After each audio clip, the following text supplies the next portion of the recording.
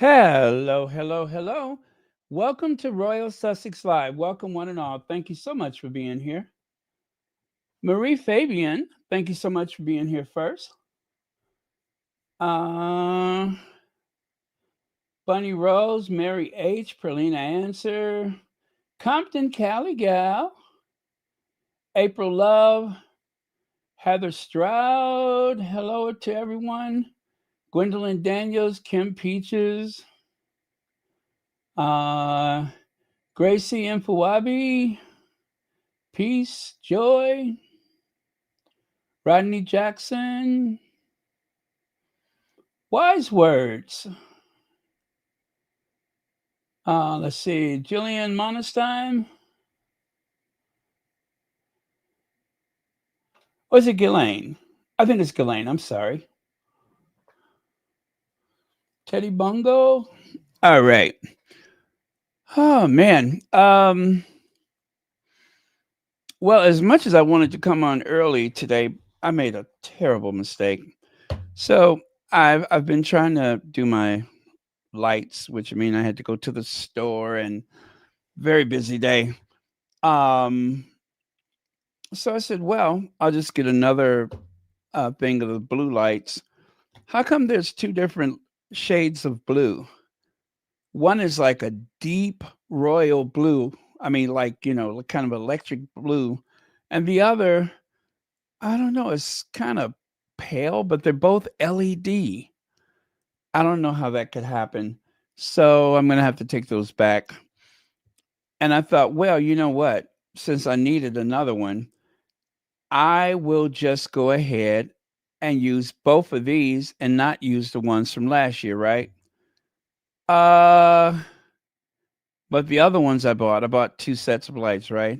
The other ones are green. I grabbed the green box by mistake. So if I wanted to use both of them, I'm not feeling the green. So what a disaster. All I wanted to do was to just put my lights up.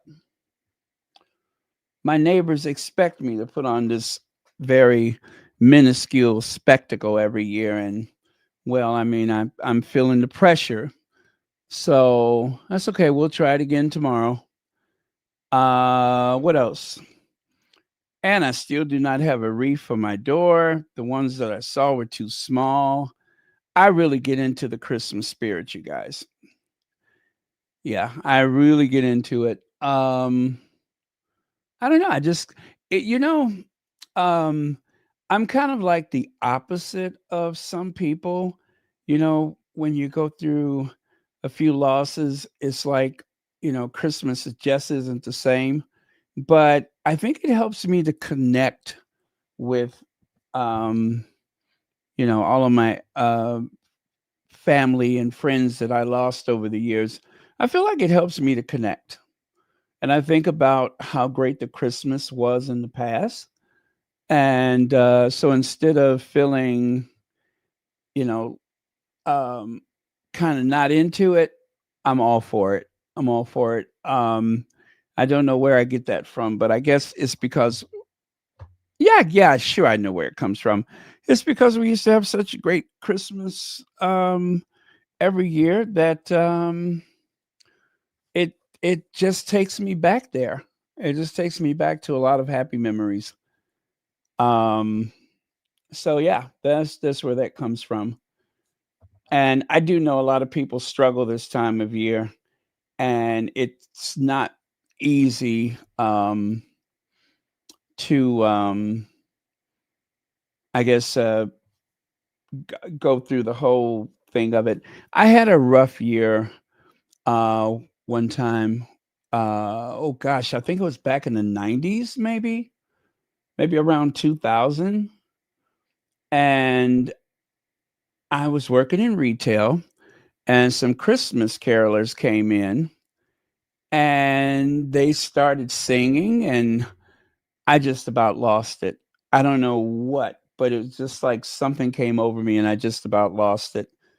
Um, so that was probably one of those times when I can say, yeah, that was a tough one, but still, um, it I don't remember what I did for Christmas that year, but I'm pretty sure I still, did my thing. So, but yeah, that one was rough. That one was rough. I was working, and it's just like I could not wait to go home. I just needed to be by myself. So, yeah, I mean, so yeah, I do have moments. I do have moments, but for the most part, I just kind of soldier on.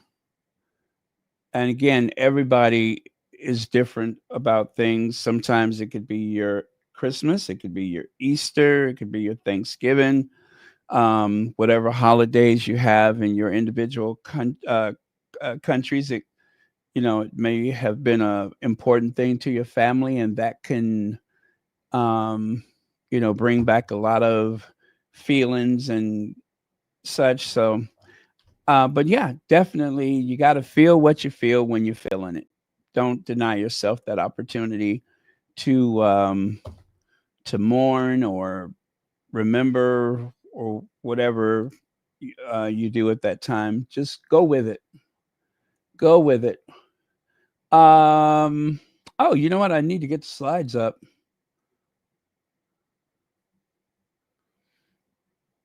Okay.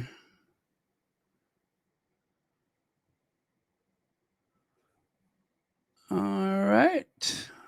Is that it? Yeah, that's it. Okay. Um.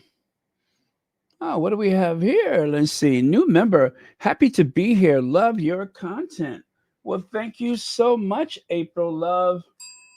And thank you for the new membership. And also thank you for the super chat. Greatly appreciate it. All right. That's a nice way to start off the day.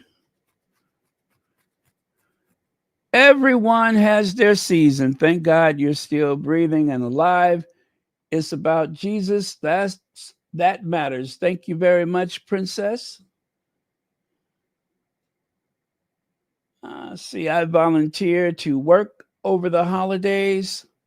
That's a good way to keep yourself occupied. Keep your, just to keep everything in perspective.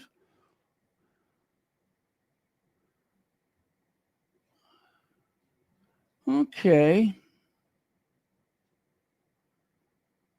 Um,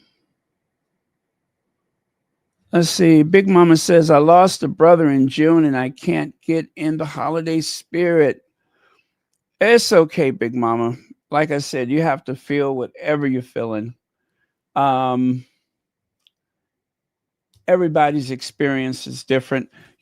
Last year, um, I lost my sister, and I deliberately made it a point not to mention anything about it until after the holidays because I didn't want you guys to worry about me, and I didn't want to put like a shadow over everything. I wanted to um, make the most of the Christmas and New Year's and everything. So I waited until the 3rd of January. I don't know why that number came to my head. I said, I'll just wait till the 3rd.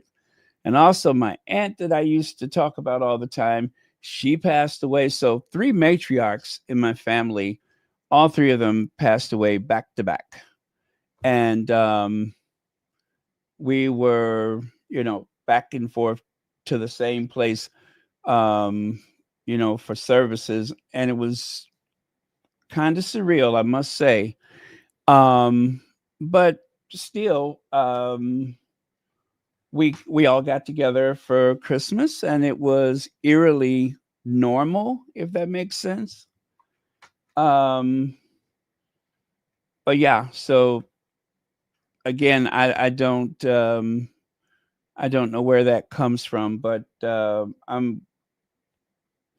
I'm glad for it for the rest of the family, because I definitely wanted to be present for them, and yeah, and so as I think about Christmas, what I think about all the time is that when I was a kid, my sister being older, when I was a kid, she had got a part-time job at Toys R Us.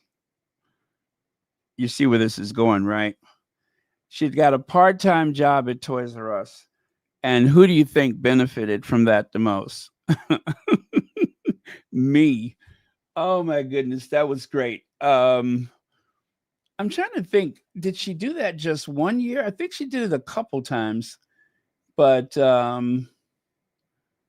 yeah, she got a part-time job at even though she worked full-time someplace else, she worked part-time at Toys R Us so that she can get that discount. And well, anyway, I thought that was really cool. So that's what I think about. And and as for the rest of the family, I just try to keep all of the good memories and think about um, how things were when we gathered and everything, that kind of stuff. Um, but yeah, I mean, I miss them all, but at the same time, I kind of feel like they're here with me.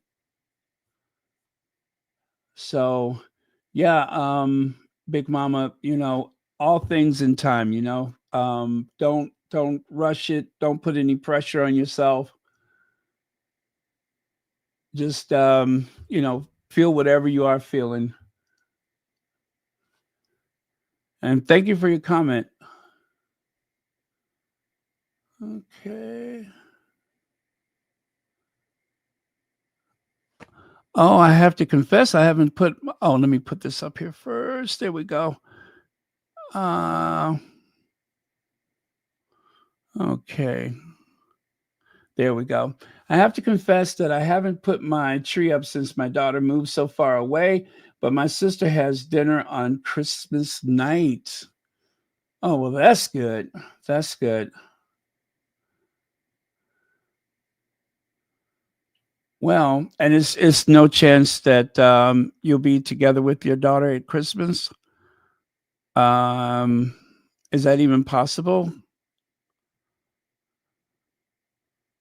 I mean, it'd be nice if it is possible, but when you say they moved so far away, I'm thinking maybe she moved out of the country. Maybe. Well, anyway, I hope the dinner helps. I really do hope the dinner helps. Thank you very much for that. Elementary school, third grade teacher always played Stevie Wonder and Jackson 5 Christmas song, shaped my childhood. Oh, that's really cool. I mean, when you hear the songs, it just takes you right back, right?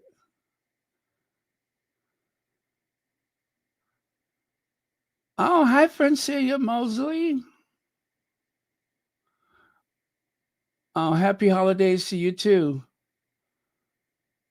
Yeah, let's pray for peace everywhere. Let's see. Memories are all we have ever. Take that in. Amen, April Love. Amen to that.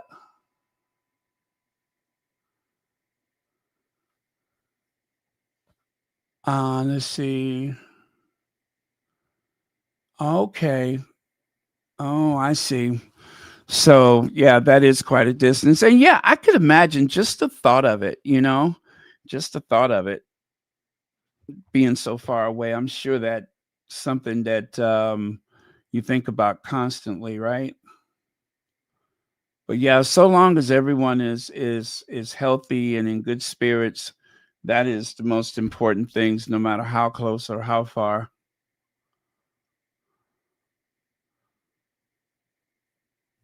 Okay.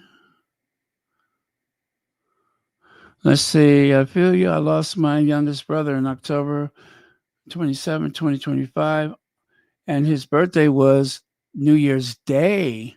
This holiday season isn't going great. I'm trying to stay on a good level. Oh, I'm so sorry to hear that. But yeah, I hope that I hope you can get through this and I know it's just like just get me to the other side of the holidays. That's how I felt during some of the rougher holidays. I'm like, if I could just get through this holiday.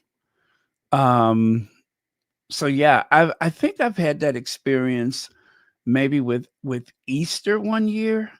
where I couldn't wait for it to be over.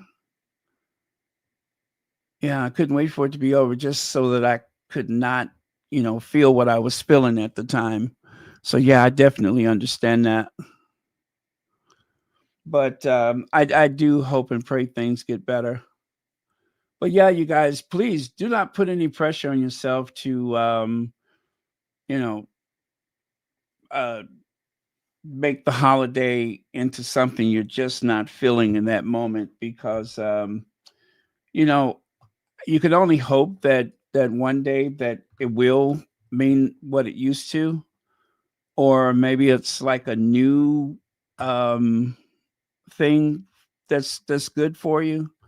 I mean, because you can never really go back, right? But hopefully, the new normal will be a good normal. Let's see. Thank God for Royal Sussex. You guys are a blessing. Yes, this community is a blessing. I say that all the time. Okay. Let's see. Lost my dad, and I'm still sad about that. Oh, Bunny Rose. You know, um, someone was asking me, why do I like the snow so much? And that's like another thing that takes me to actually a good place. Um, my father was born in 1922. If he was still alive, he'd be, oh my goodness, what, 103?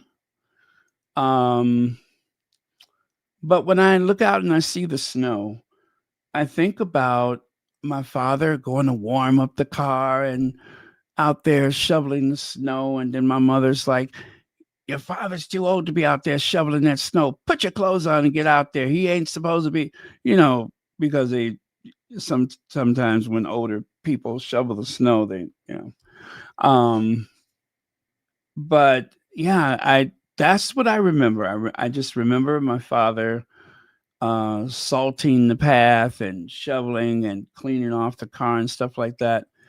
And every time I have to clean off my car or anything to do with the snow, I kind of feel like I'm with my father, right? Or I think about him a lot. So, but yeah, this is it really can make the season um, very long if you're not feeling your best. You know what I mean? It's just like, is it Christmas yet? Is it New Year's yet? Because it could, until you get past that holiday, all of those things, whatever you're feeling intensifies because it's all focused on family.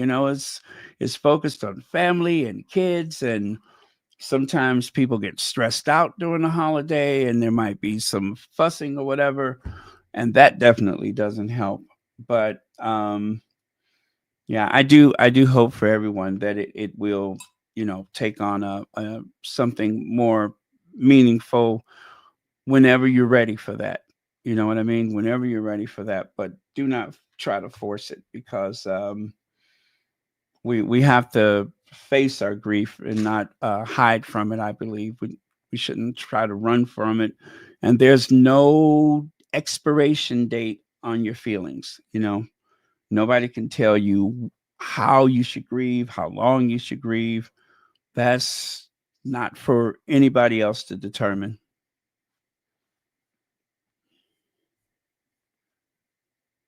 Let's see. Thank you for your comment, by the way. First Christmas in a new country.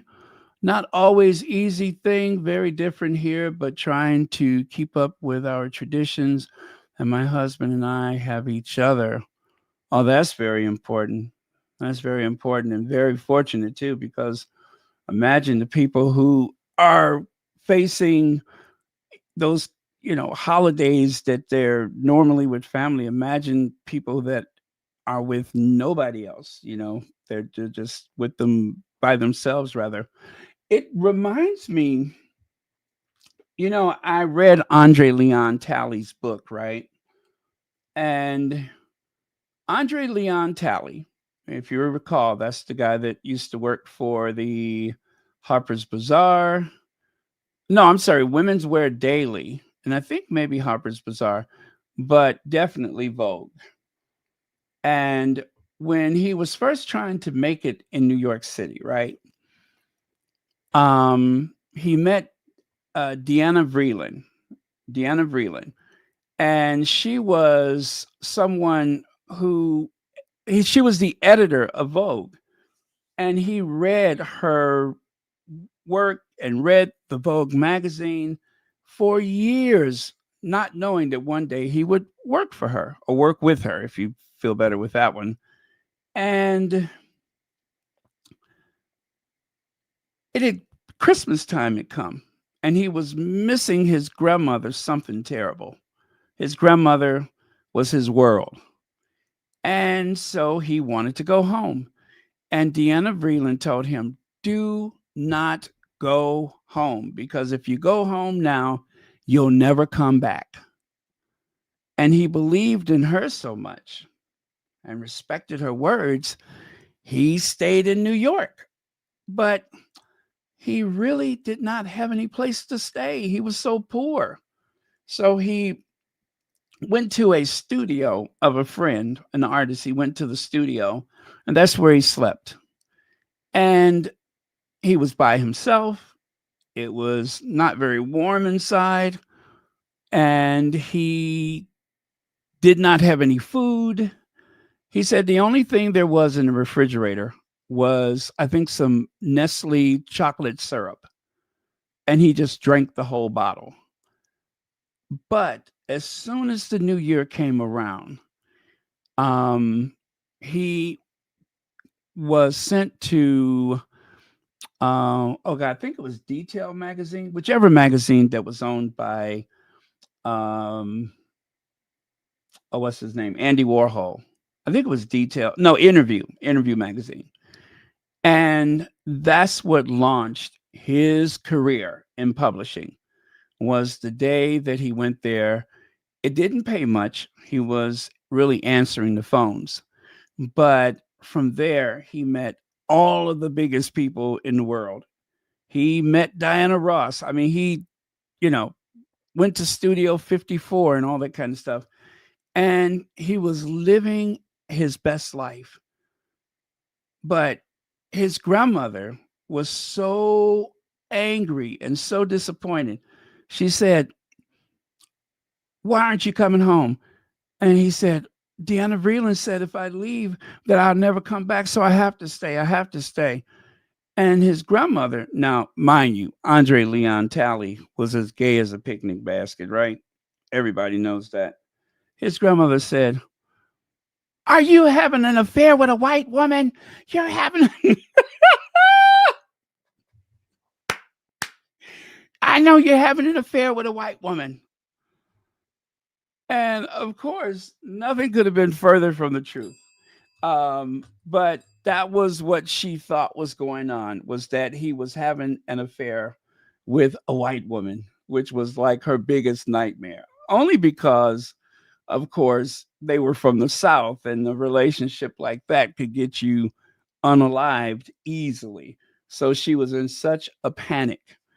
But he stayed, and by the first of the year, Deanna Vreeland said, go to this interview, and everything instantly got better. Everything instantly got better. He arrived in the fall, and by the new year, he was on a trajectory that took him all around the world, from Tokyo to Africa. He went some of everywhere. So that's like one of my favorite stories about faith, and just happens to connect with Christmas. Oh yeah, I read his book, and he was quite an amazing person. Even if you don't know anything about the world of fashion, or if you're not interested in it, the way he maneuvered through life was very inspiring. Oh, thank you, Cookies and Cream. Everyone, please remember to watch Masala Kids December 9th, which means that it's on right now. It should be on Netflix right now. So watch it, watch it, watch it. Watch it again and again. Do not forget to leave a great review. Okay, you guys, I think it's safe to start. I did not want to start without um, reading some of your comments. Let's see here. Stressful time of year. I can bring out it. It can bring out the best and the worst in people. This episode is making me think of my grandmother right now. And jaw. What could help? Let me see. What is that jaw? I could have helped bury the body. Is that supposed to be another word? It well, okay. Is that Oh, okay, okay. Okay.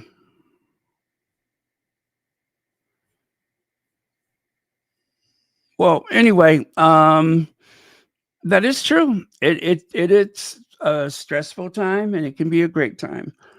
Um because of the pressure in the family on holidays. I mean, yeah, I've had some relatives crash out on a holiday and it made for, you know, a bitter taste along with everything else. So, yeah, that does happen.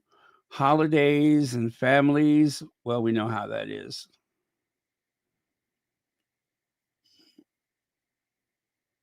Okay.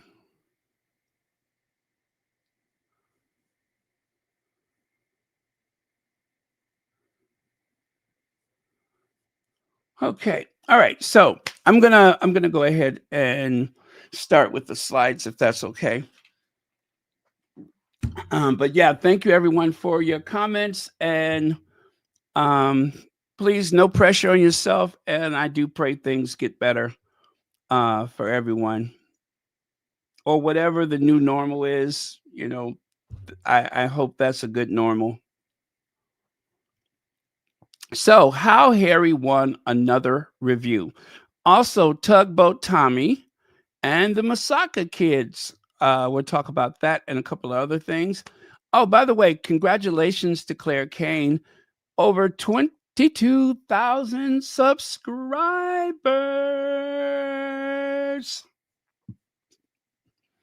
Right now, I think it's like 22,300, which is amazing, I'm sure. So there you go.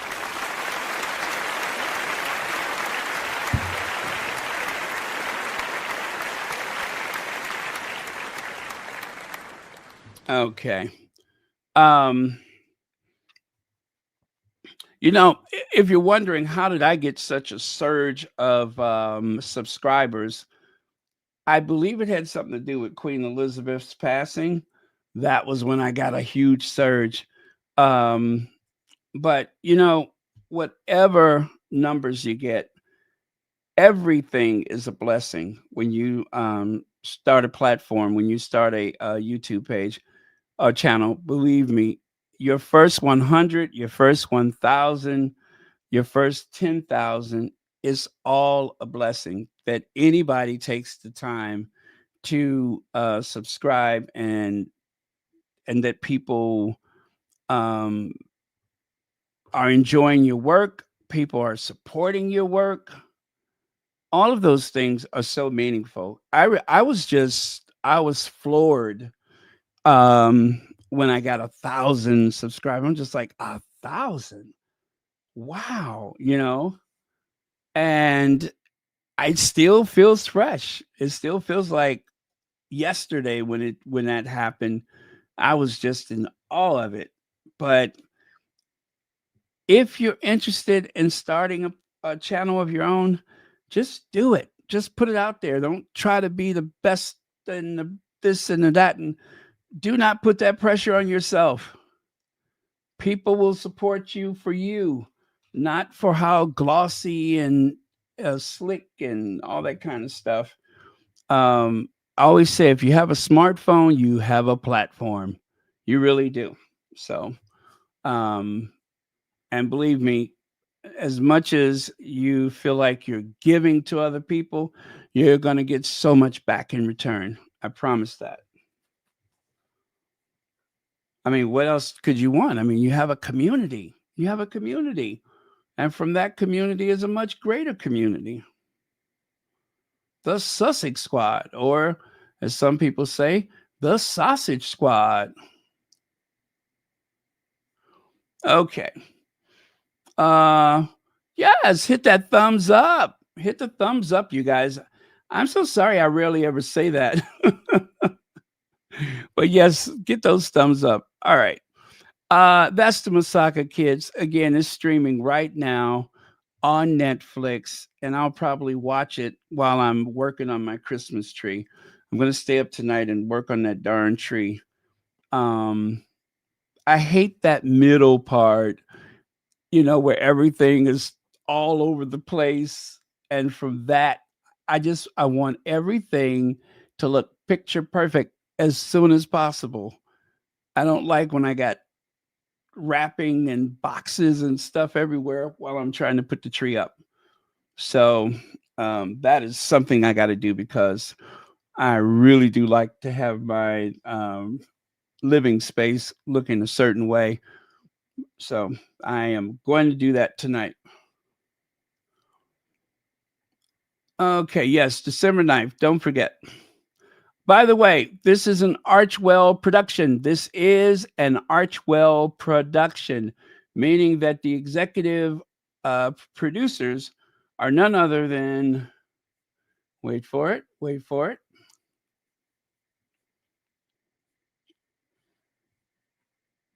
Prince Harry, the Duke of Sussex, and Meghan, the Duchess of Sussex. They are the executive producers. So that's why we really have to make sure we throw our support behind them, right? Right. Okay.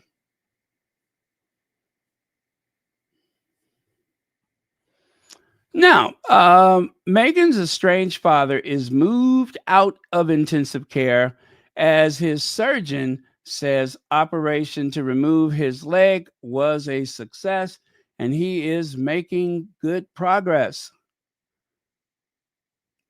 So, estranged father was last night moved from the intensive care unit into a regular hospital room.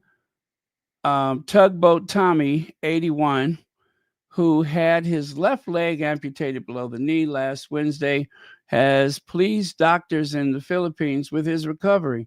I told you that guy is indestructible. His surgeon, Dr. Neil Sanico, who spoke to Daily Mail with Mr. Markle's permission. Oh my God, this guy is a pain. He's a pain. Said the surgery was a success and the wound is healing well. Mr. Markle is making good progress. He has a long road to recovery ahead of him, but moving out of the ICU into a regular room is a positive step. And there's old Tugboat Tommy right there. It appears as though one of the volunteers at the hospital decided to, try to make him look a little more presentable. So that little coif of hair that was hanging off to the side, it appears as though they put a nice pink bow on it just to soften up his appearance. Because otherwise, he just looks like the beast of the Southern Wild. Nobody wants that. So they decided, to kind of reminds me. Was that Legs the other day who said it kind of reminds you of the lion from the Wizard of Oz, the way he was all how they had to clean him up, or did I say anyway? Whoever said it, yeah, his name was Tugboat Tommy. He looks like a big swami. That's the tugboat. Tugboat Tommy. Beer and some chicken is all that he's wishing at the tugboat. Her name is Carolyn Graham. She wanted the story so much she didn't give a damn. She crawled up on Mount St. Thomas and came down with a letter that he promised. Oh, I'm making these lyrics up fast tonight, ain't I? Anyway, ladies and gentlemen, Tugboat Thomas. Yeah, I want to see Harry. I want to see Meghan. I want to see Archie and Lily. Yeah, we can all get together and take a picture.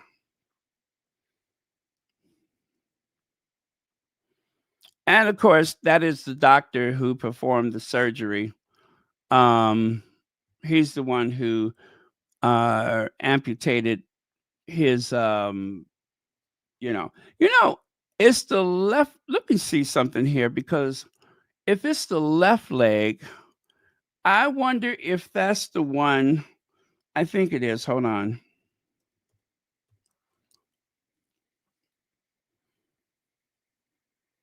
Oh, you know what?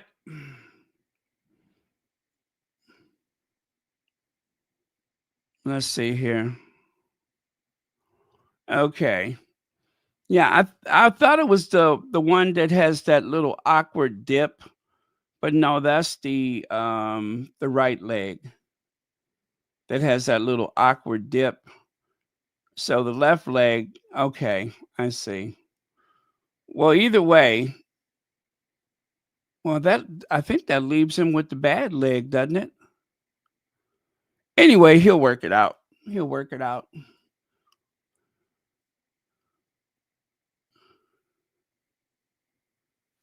Okay. All right, let me get back over here. And where is Samantha?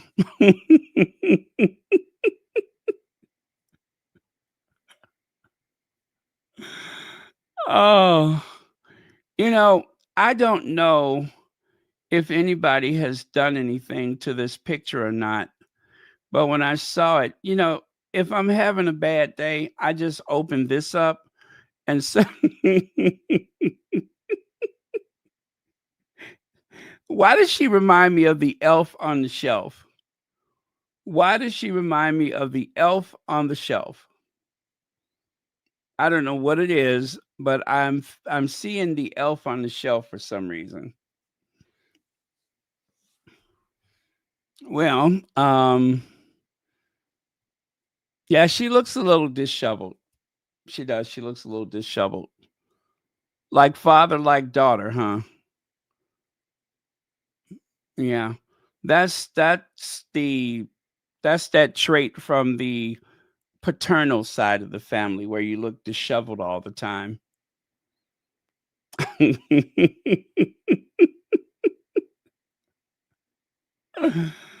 uh oh man. So yeah, that was what happened. Let me see. Was there any more to that? His name is Tugboat Tommy.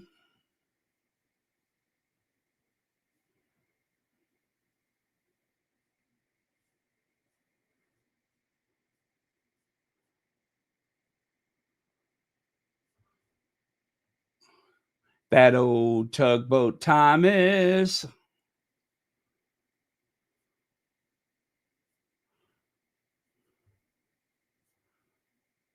Let me see here.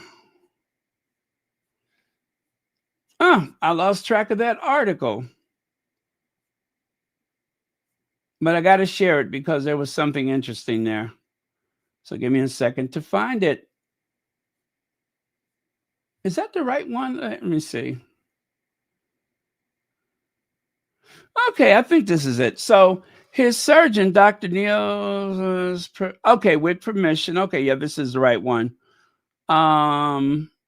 Sonico amputated Mr. Markle's right foot and lower leg during a 3-hour operation after a massive blood. Oh, I want to think about that. There was no option but amputation. The clot was so large, we could not risk moving it first and then having an infection from the clot. Oh, so it, oh, ooh, ooh. Anyway, on Monday, this is the interesting part. On Monday, two representatives from the U.S. consulate in Cebu, the city in the Philippines that Mr. Marco moved to in January of this year, turned up in Mr. Marco's hospital room. Yeah, the two representatives from the U.S. consulate. Consular agent Glenn Ivan Loop said the U.S. Embassy in the Philippine capital city of Manila had requested they visit Mr. Marco but declined to give further details. Wonder what that was about. He asked Mr. Marco to make a list of people he authorized to receive health and well being updates from the U.S. Embassy. Mr. Loop confirmed he was a big fan of the TV show Suits, which Mr. Markle's daughter, Meghan, starred in before she married Prince Harry. Mr. Markle, who faces a months long recovery, hopes to have a prosthetic limb fitted once his leg wound has healed. I wonder if it's going to have that dip. You think they'll make one that has that dip? Because that's kind of like his signature look, right? I wouldn't recognize him if he didn't have that little dip. But I digress. Let's see. He has already started gentle physical therapy sessions. What is that, lifting beer? He said, I'm determined to walk again. I sometimes get a weird feeling that my leg is still there. The doctor said it was common thing for people to feel phantom limb. I know I have a long journey ahead of me. I am thankful for the excellent care I have received here in Cebu and for the wonderful Filipino doctors and nurses who saved my life. I wonder if those two nurses that what's his name? Prince William. Remember he said that Kate was being cared for by two Filipino nurses, even though nobody asked what their ethnicity was.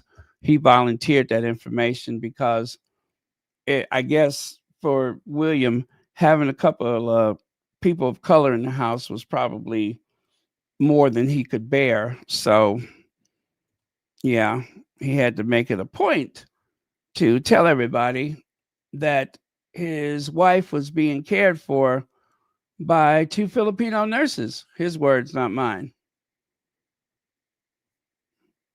See what I mean? See what I mean? See how uncomfortable he looks? And I'm pretty sure the feeling was mutual. So, yeah, that is William and Kate Middleton's two Filipino nurses. Yeah, he just had to tell everybody. Nobody asked what their ethnicity was. William volunteered that information on his own. He thought it important that everybody know that Kate Middleton had two Filipino nurses for round the clock care. Thank you, Baron. He knows he is that he in the press is in the press a lot and doesn't even try to be or do better. Shameless man. Yeah, you know what? I think this attention is more than he could have ever hoped for in his life, and he is milking it for all it's worth.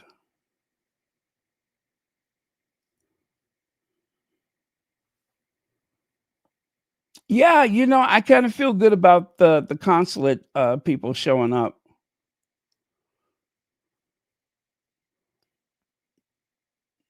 And I was sitting here thinking to myself, as interesting as that is, we all know that if he was just any other person, that would not have happened.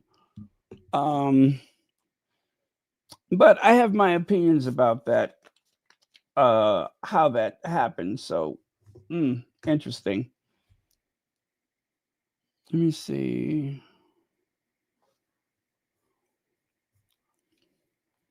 Mr. Markle is likely to remain in hospital for around a week before being transferred to a rehabilitation center where the long process of learning to walk again will begin. There he ha- has been there has been some confusion about whether Meghan and Prince Harry have reached out to him. While he has yet to hear from them, a spokesperson for the Duke and Duchess of Sussex said the Duchess emailed her father on Friday. Unfortunately, yeah, we know the email did not go through. He, for whatever reason. Okay, so that's all a bunch of revisionist stuff there. We don't need to go through that. All right, so there you go. That is Tommy's story.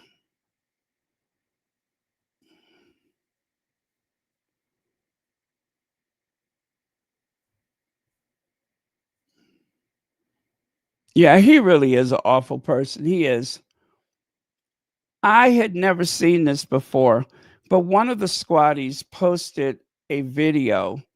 He was actually on, oh, I don't even want to say the name of this content creator, but I believe she is biracial herself. And I don't mean the one that lives down in the islands. I think this one lives maybe in New York or whatever. The one that went over to the UK, she's biracial. And he spoke to her about the whole surrogacy and all that kind of stuff, which is unbelievable that this man would have a conversation with anybody about his daughter, let alone having to do with fertility. It was awful. I had never seen that before. But he sat there and he helped to push the conspiracy theories about his own daughter, Thomas Markle.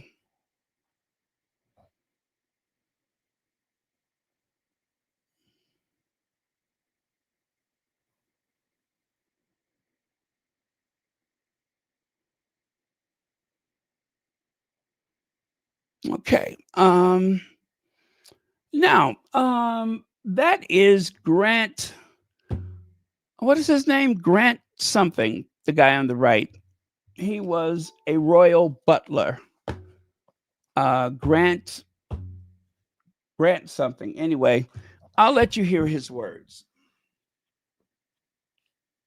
When they polled the audience at the memorial. Okay, clearly that was not it.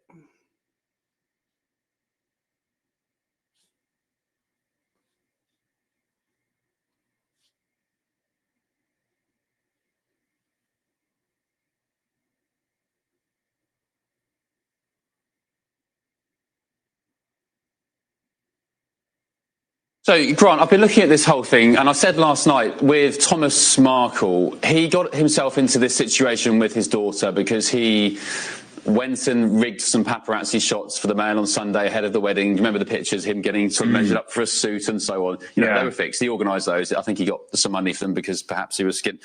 But he's done it again, Grant, with this situation in the hospital bed. Poor bloke. I've sent my best wishes to him for having his foot amputated.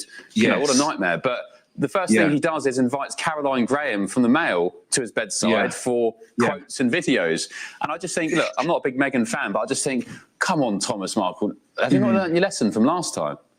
I agree with you, Ben. I totally agree with you. I think it's not wise what he's doing, because if you are genuinely wanting to fix this relationship with his daughter and he wants to show her that, you know, he's learned from the mistakes of the past, why would you then have a journalist come back in to see what he's up to, see what's happening, to report on it. Obviously, there'll be money being exchanged for this as well. So again, it's kind of doing what he did before, and that's what's difficult for Meghan, because obviously she wants to reach out and contact him, but then she's also aware that when she does contact him, that those conversations could then be relayed, or will be relayed, to the journalists, and then we'll all get to read about it, which is really difficult when this is at the end of the day, this is a private matter. This is a father and daughter. A father has had an operation. The daughter wants to reach out to the father to see if he's okay, or to see what she can do, potentially.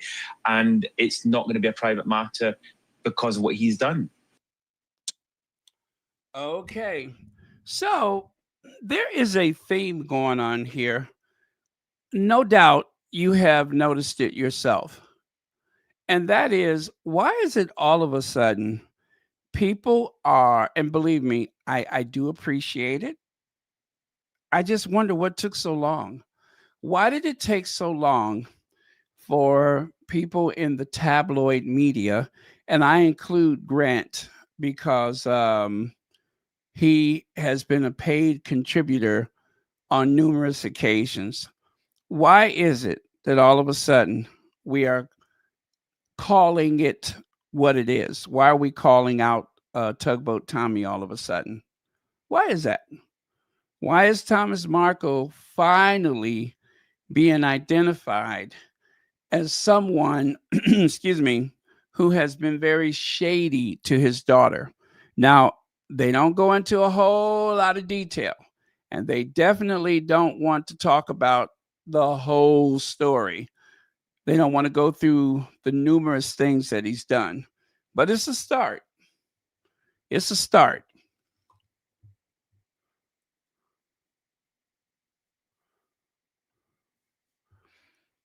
British media wants Meghan to call Thomas or fly to the Philippines to visit him because there's a Daily Mail reporter living in the hospital with him. If Meghan calls him, Thomas will record the phone call and sell it to the Daily Mail. If she sends him a text message, he is going to sell it to the Daily Mail. If Meghan shows up at the hospital to visit him with her children, they will take pictures and sell it to the Daily Mail. That would be a huge payday for Thomas and Thomas Jr. I'm not going to mention the other daughter. She's not getting a dime of that money. Yeah, she's trying to micromanage all the way from Florida or wherever she lives. They said she's been calling to the hospital, trying to tell everybody what to do, trying to tell the doctors how to do their work, allegedly.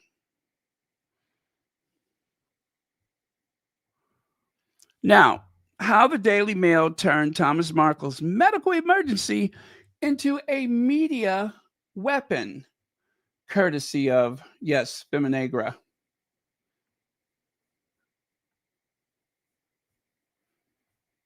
Okay, according to Feminegra, Carolyn Graham's role in the Thomas Markle's latest medical drama exposed a level of access that no reporter should possess.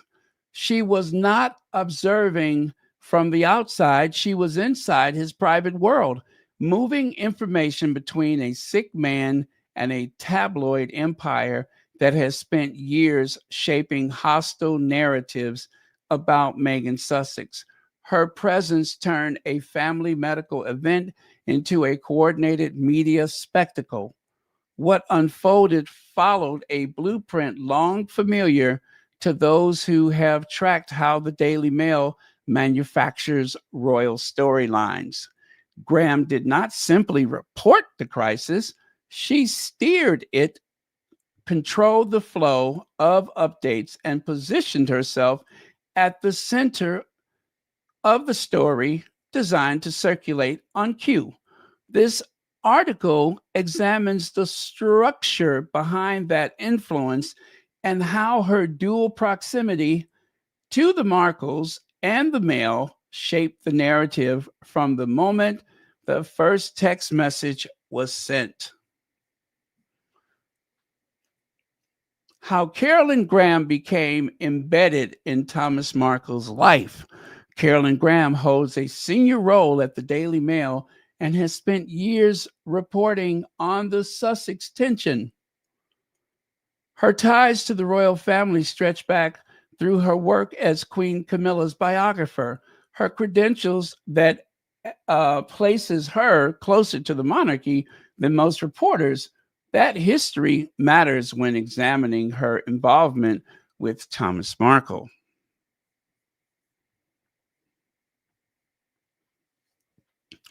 Australian magazine reports from 2018 claim Camilla and Thomas Markle developed a tactical friendship, with Caroline Graham positioned at the center of the coverage. Did y'all hear that? Camilla, Carolyn, Tugboat Tommy. She developed a close relationship with him during the period when UK tabloids built intense interest in Meghan's family history. Australian magazines reported that Graham formed a long-term connection with him in Mexico. She appeared in his home for extended stretches. Her reporting drew upon documents, photographs, and memories he had not shared publicly before. These details suggest a dynamic in which she gained access normally reserved for relatives. Her role intensified when Thomas handed her Meghan's private letter. The Daily Mail published it in a decision that led to a significant privacy ruling against the paper. The court found that Meghan held the right to expect confidentiality. Graham's part in this episode set a precedent. She became a key figure in the press strategy around the Markle family.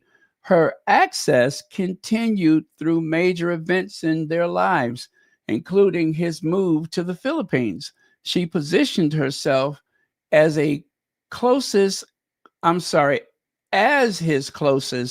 chronicler at a time when public interest in the Sussexes remained high. Now, how did Graham control? Excuse me, let me drink some water. Okay, how did Graham control the flow of information around Thomas Markle? Graham held a decisive position during Thomas Markle's health crisis. She received his first message, learned of his condition before any of his children, and then contacted his other relatives. Her closeness was not new. She has said they speak daily to each other. That frequency shaped how she interpreted his text telling her he would lose his leg today. The wording suggests he already knew the plan and that, The wording suggests he had already knew the plan and that this moment had been anticipated. The timing matched the global release of Meghan's Christmas special on Netflix. Not such an emergency, was it?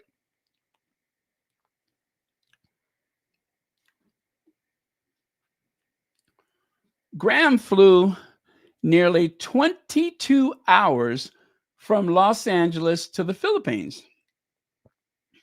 After receiving his message, she entered the hospital room and produced photographs that later dominated mail coverage. The images showed Thomas on a bed with medical equipment visible. That access gave the Mail full control of the visual narrative. Her position created an information gap in which her account shaped the wider reporting.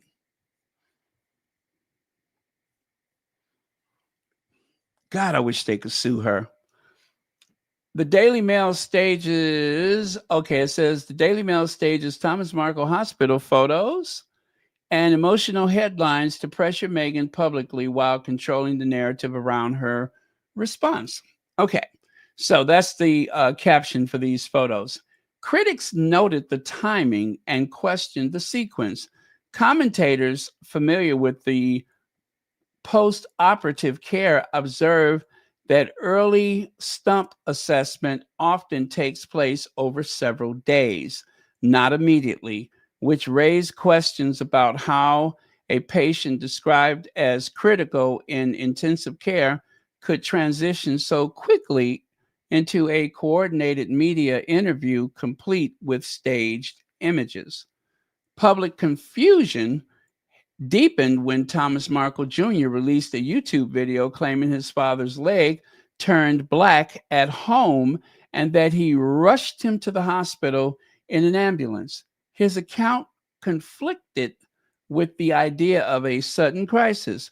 Graham's reporting described a planned operation, yet she informed the son of a situation. In spite his role as a primary caregiver, these contradictory details raise questions among observers who noted the unusual communication pattern. Now, how Graham's role aligns with royal and tabloid interests, Caroline Graham's influence sits inside a larger pattern shaped by the interests of the Daily Mail Group and the institution it covers.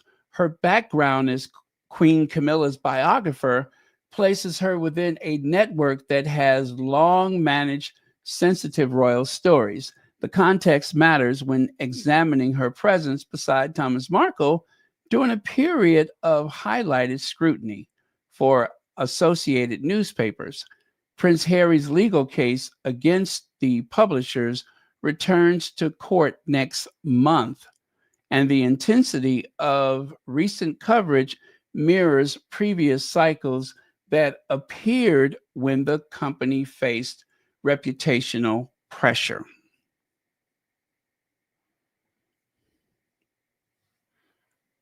Court documents show Graham's named in allegations about unlawful information gathering, raising new questions about her reporting methods.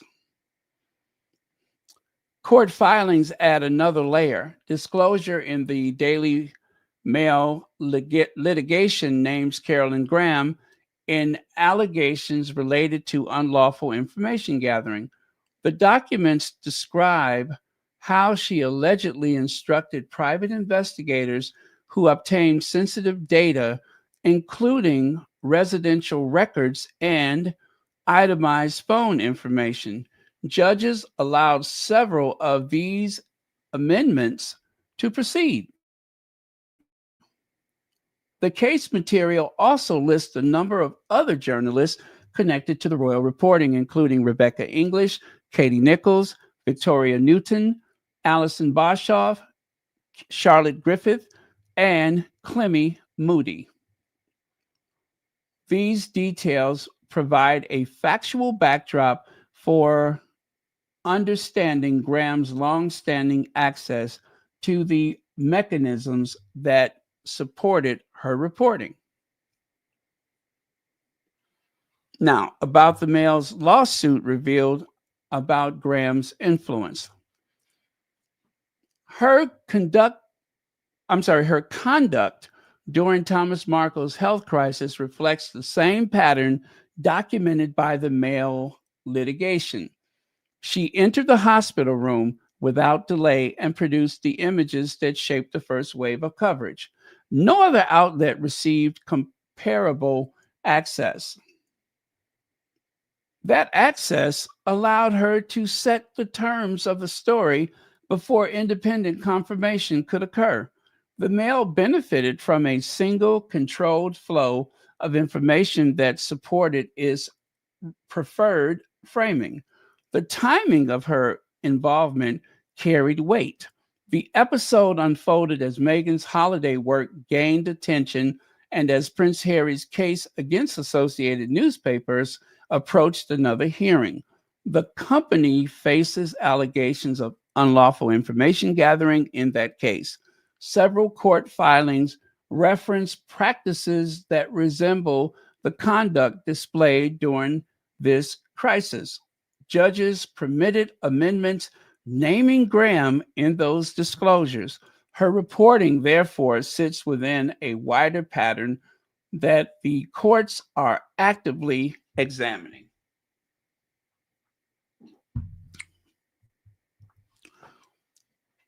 Okay.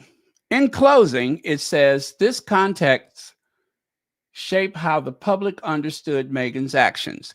Any attempt by Meghan to verify her father's condition would have moved through a space directed by a journalist whose employer is defending itself against claims of intrusive methods. That environment restricted the possibility of private communication. The images and the statements presented to readers reflected the interests of those who managed access. The outcome shows how a single reporter can influence both the structure and the sentiment of a story before the facts find their way into the broader circulation. So, thank you as always, Feminegra. That is very, very informative.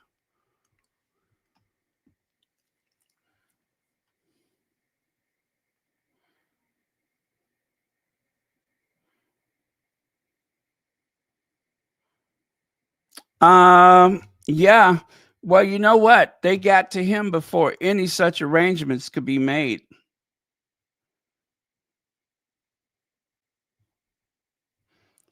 Yep, they got to Thomas Markle before any such arrangements could be made. Good morning, Clara Cadore.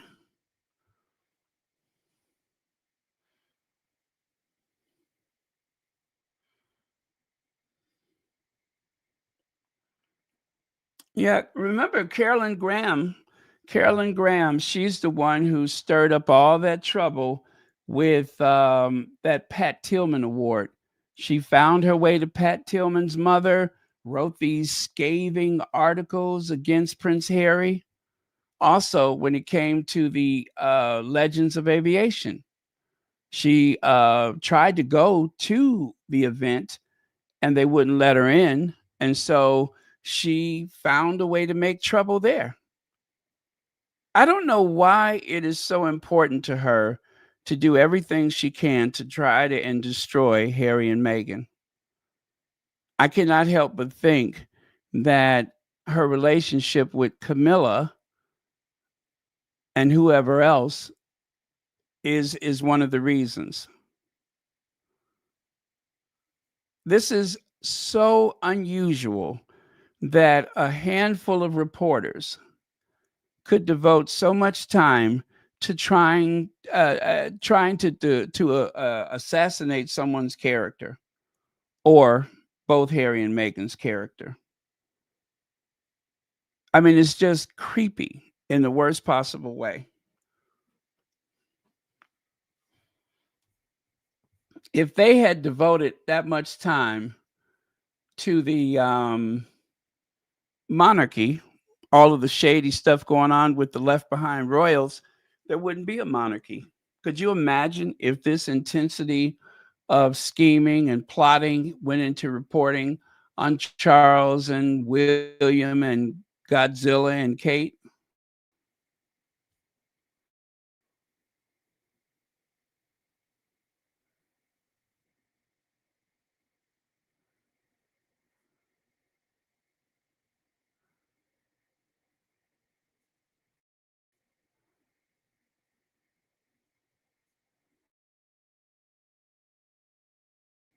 Okay.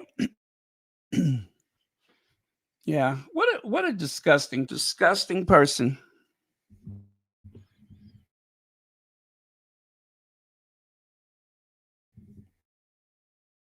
And you know, before Harry and Meghan, I didn't know this type of evil existed. I, I really had no idea this type of evil. Horrible.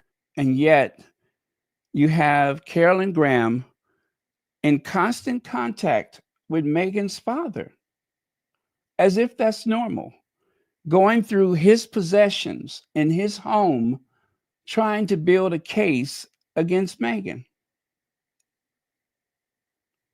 going to spend time with Pat Tillman's mother, who has nothing to do with the Pat Tillman Award, trying to figure out how can she destroy Harry's reputation? How can she make his life as miserable as possible? That seems to be her daily commitment. I don't know that she writes about anything else.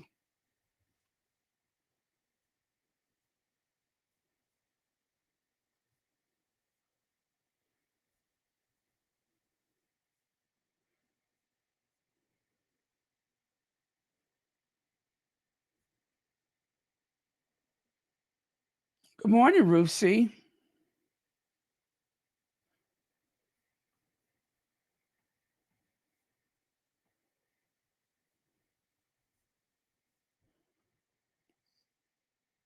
Okay.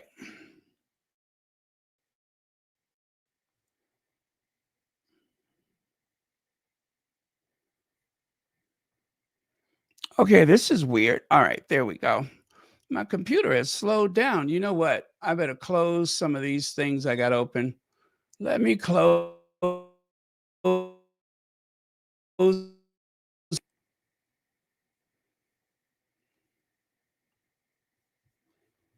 Oh, yeah. I got a lot of stuff open.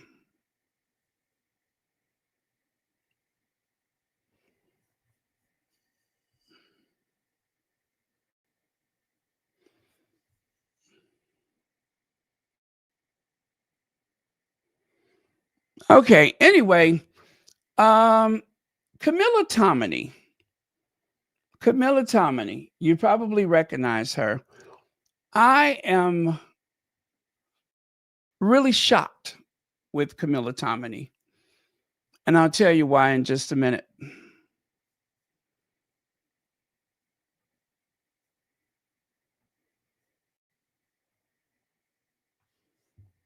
Oh my goodness, you guys. Give me just a second. I got too many things open. I had no idea how many screens I had open, and I can see why everything is moving so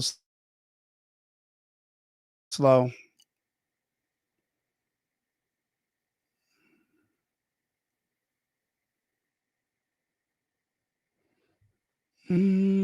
So I'm trying not to do too much too fast and get myself locked out. I'm seeing that little pinwheel. So okay, I can get rid of all of that. Oh man, I don't even know how many screens I had open, but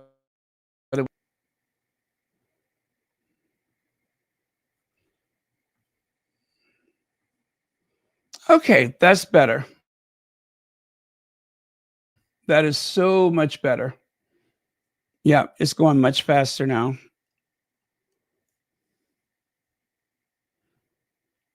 I may have to get another computer soon.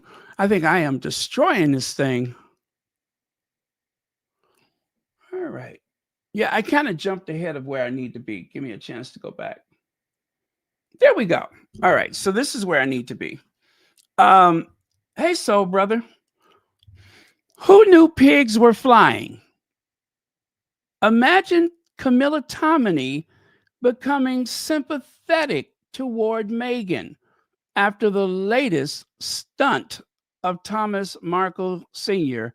and Jr. and Scammy and all of them. Okay, if you have not heard this already, you won't believe it. You won't believe it.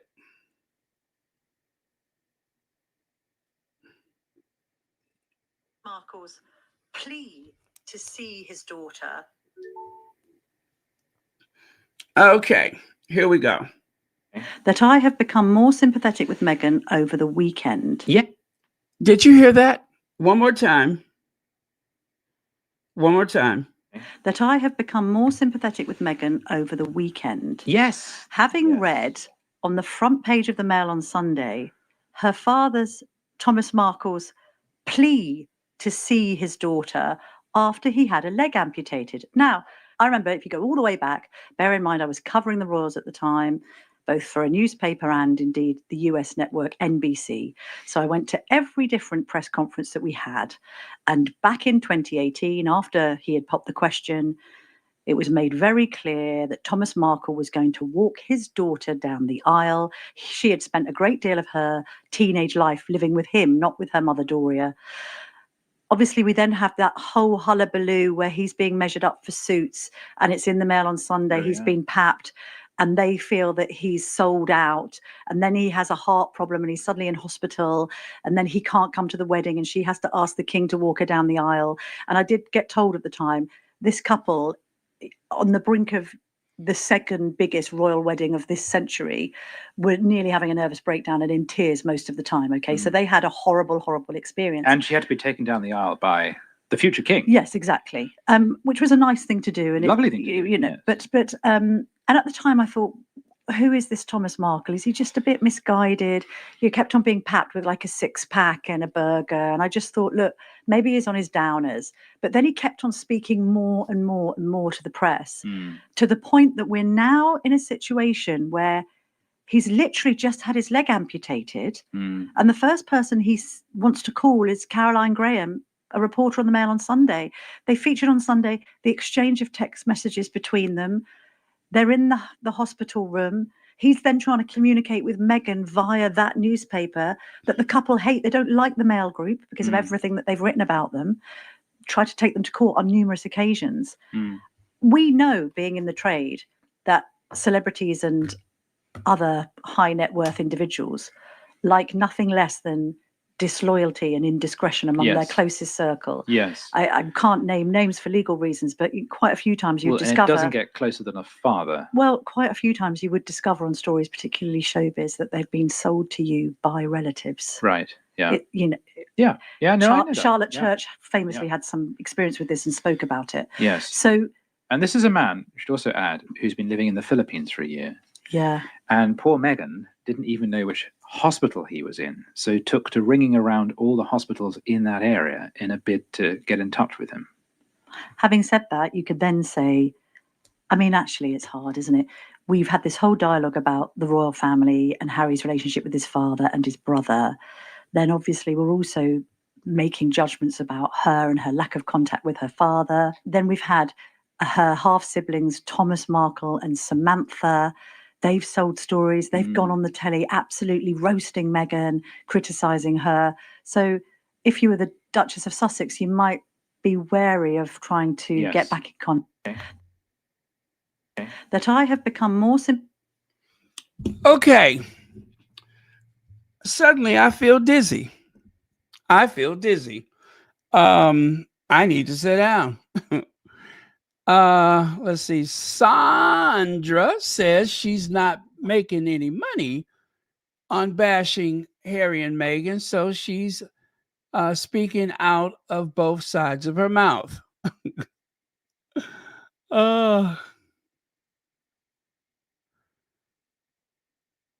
That Mary H said they're trying to clean up for Carolyn Malone.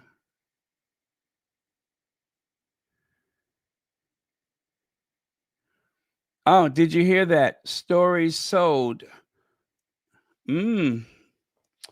Yes, I did.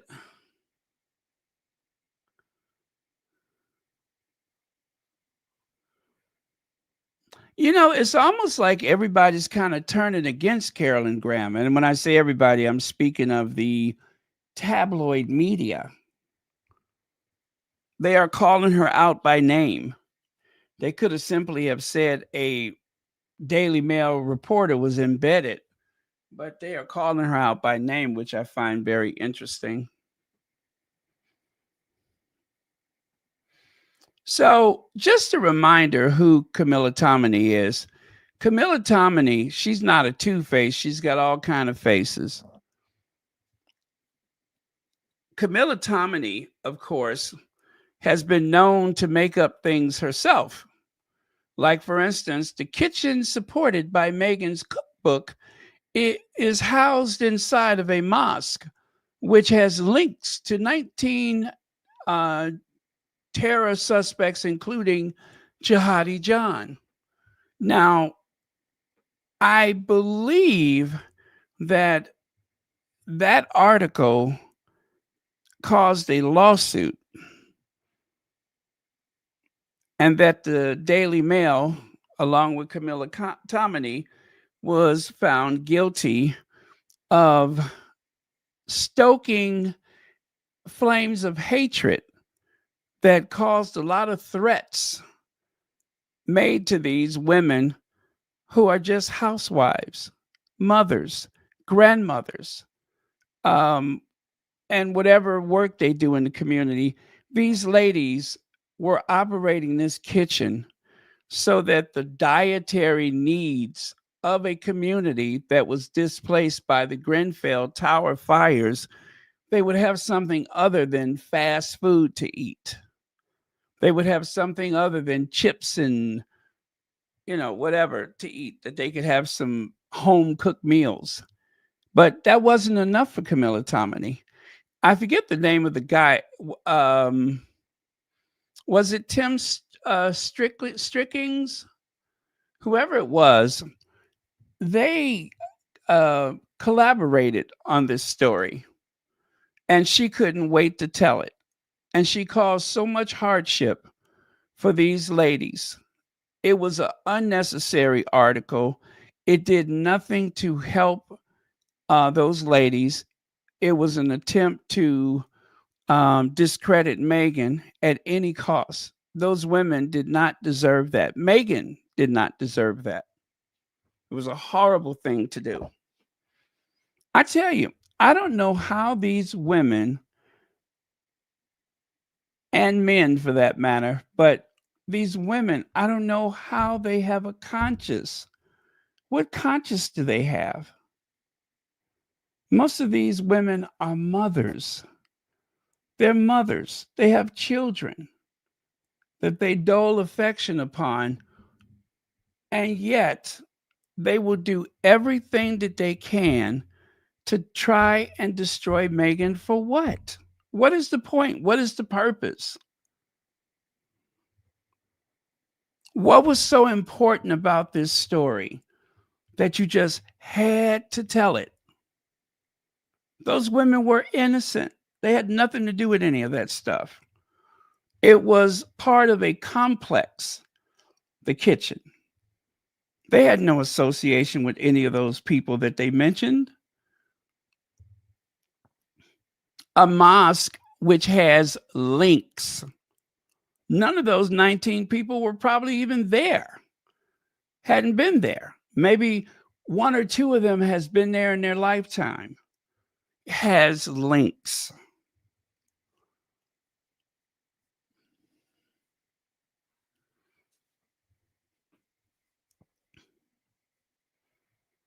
And of course, that day she terrorized John Cleese, who had never seen her before in person. And unfortunately, he sat opposite her, not knowing how massive her head is. He didn't know her head was that big.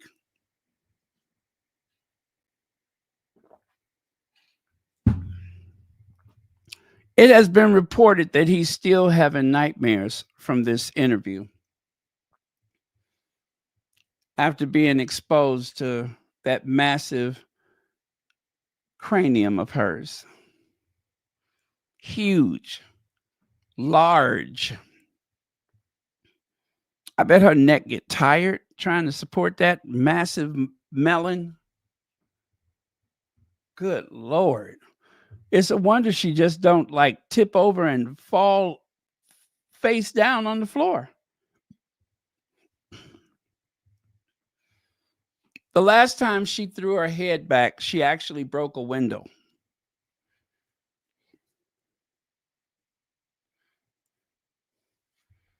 But this is one of my favorite days.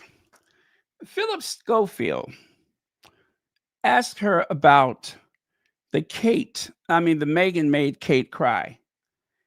And when she was grilled by Philip Schofield, you could see that dumb look she got on her face. See how she's looking up at the ceiling for answers? Wow.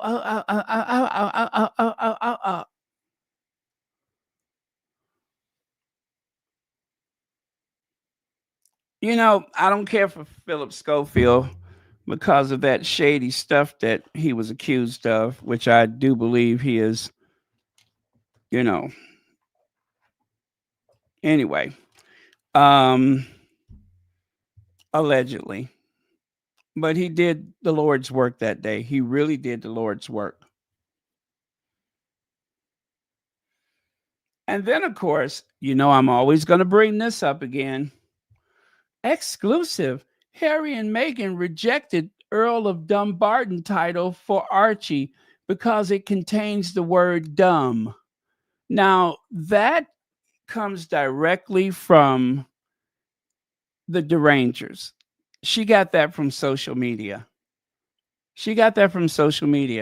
There was no place where that story came from but social media. Somebody said it, it sounded good to her, and because of the pressure that she's under to try to destroy Meghan and Harry for that matter, she just went ahead and tweeted that story. Well, actually wrote that story. And then along comes Robert CPAP Jobson, who had to set that dummy straight. Harry is the Earl of Dumbarton already. When he is in Scotland, Archie is the heir to that title. There is no way to reject that title. Archie will be the Earl of Dumbarton someday. Full stop. So there's nothing for them to say or do about it. Harry and Meghan are the Earl and what is it, Lady or Countess of Dumbarton. That's it. And that title will be inherited by Archie. But she's a royal expert. How come she doesn't know that? Is it that she was so determined to hurt Meghan and Harry any way she could that she just ignored the obvious because it seemed like something that could hurt them?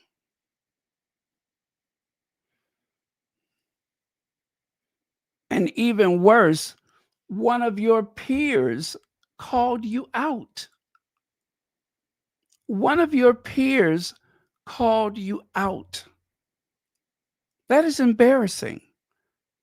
If she had any kind of conscience at all, she should have been embarrassed that one of your peers called you out. He literally tweeted to her. He could have put that in the form of a message. But it wouldn't have been enough because I believe he wanted to make her look as stupid as possible. And it worked. She looked stupid.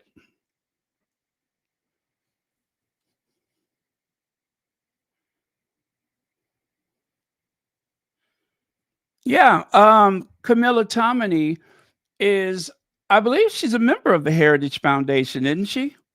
The people that were trying to look into Harry's green card status. As a matter of fact, let me see.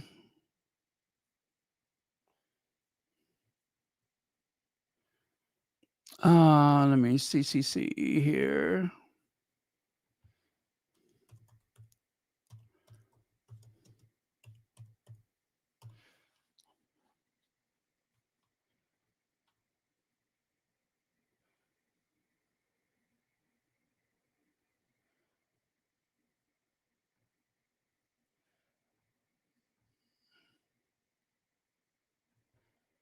Okay, let me try this.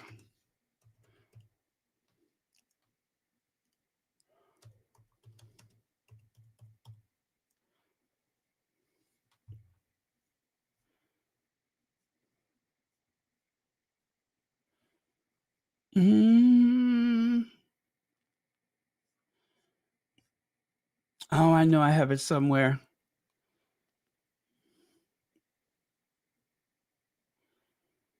Anyway,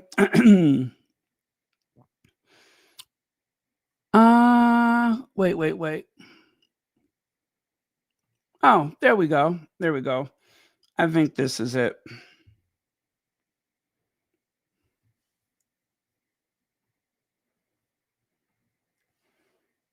You see her right there in the middle? The crown under fire. Why the left's campaign to cancel the monarchy and undermine the cornerstone of Western democracy will fail. That was in March of 2021. There's Camilla Tominey. There's that big head guy. What's his name with that big forehead? Gardner, whatever he calls himself. Yeah, these are the people that created the, what was that, the something 25? That thing where they outlined how they're going to take down the US government, Project 25. Same people.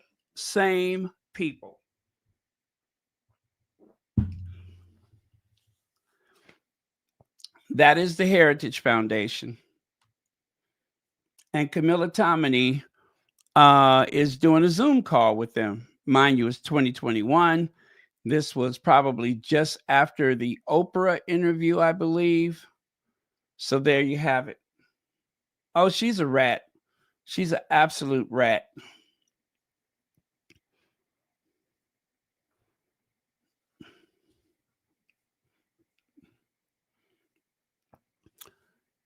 Harry and Meghan are learning that Hollywood only respects real royalty. The Sussexes could do worse than attending the coronation, if only to show Tinseltown that they still have a part to play in British history.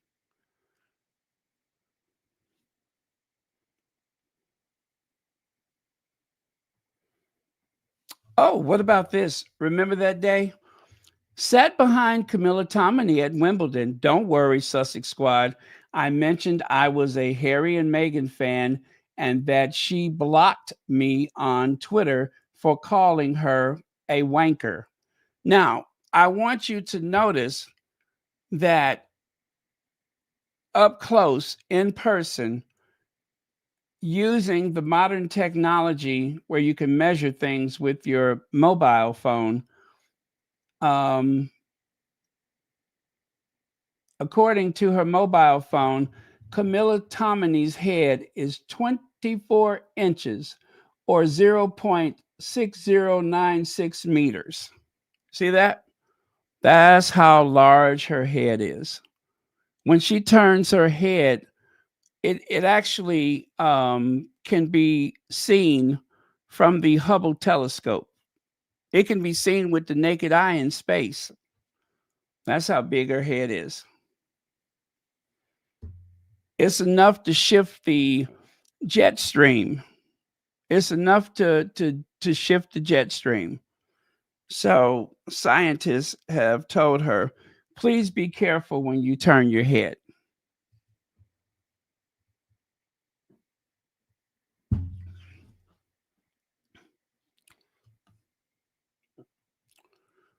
Oh, the more Meghan speaks, the less anyone wants to listen. Her new Spotify podcast, Archetypes, epitomized the law of diminished returns. Oh, really?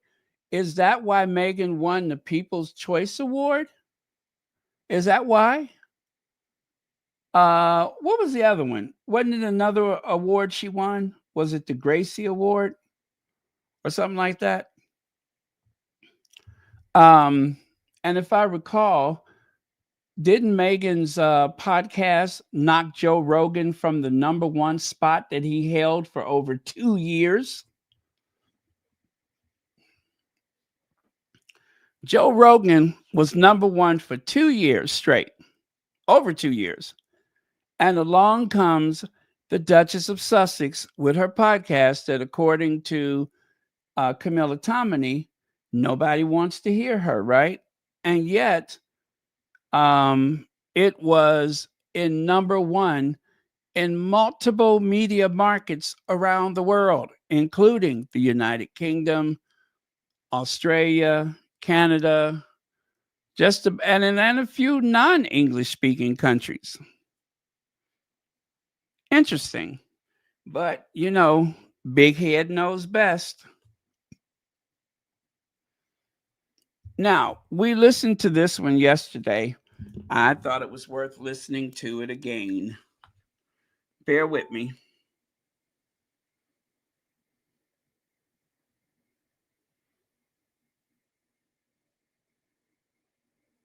Markle's father sending a plea that he wants to speak to his daughter. He's obviously in hospital, very unwell. We're told he's had to have part of his leg amputated. But I mean, you see this and you just think it's so sad to see this playing out across the front pages. This is, for me, this is the definition of none of our business. This is a private family matter. I mean, he's the one that's gone to the press. And I've got to say, if I were in Meghan's shoes and my dad had gone to the press rather than speak to me, I'd be furious and probably not speak to him. And I think there are a lot of people that don't like Meghan. I think that this is almost pointed at trying to say, her father's in hospital and she's not even visiting him. And it's like, we don't know what's gone on. We don't know what's gone on between these two people. It's none of our business. A lot of people don't speak to their families. That doesn't make them bad people. It's a private matter. Emma. Yeah, look, we know that Thomas Markle is not publicity averse, but I think that it's very, very, this felt so intrusive to me. And I think it's very telling that even the Mail on Sunday have to put under that photo on the front page, Thomas Markle asked us to publish this photo. They put that on the front page because he's lying in his hospital bed. He looks not well at all. He's got a sort of stump, which is actually his arm. But anyway, we know he's just had part of his lower leg amputated. This is appalling timing for Meghan. She's literally just launched her new Netflix show, With Love Meghan, a festive special, which focuses on being with family, love, surrounding yourself with family. This is very bad timing for her. They've had this terrible fallout. And as you say, Lewis, family feuds,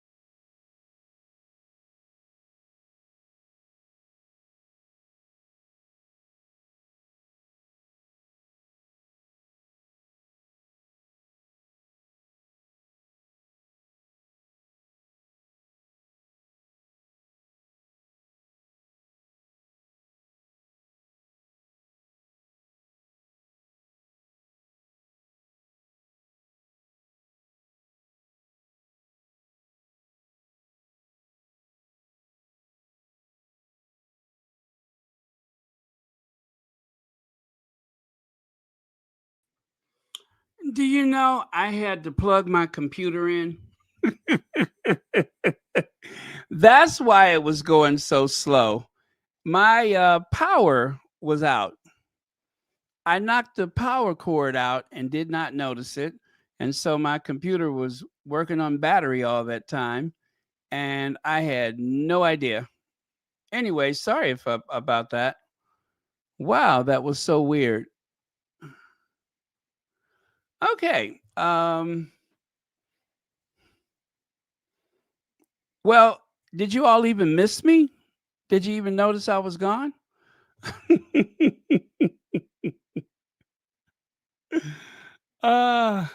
Did you all even notice that I wasn't here? I kind of think that either way, the experience is about the same, whether I'm here or I'm not. What did Tina Turner say? Tina Turner say, Ike, whether I sing it fast or I sing it slow, it all sounds the same. What was that, anime? I said, whether I sing it fast or I sing it slow, it all sounds the same. Fellas, me and anime need to do some talking. Anyway, sorry about that. I was just like, oh no, the screen just went black. But I got it plugged in now.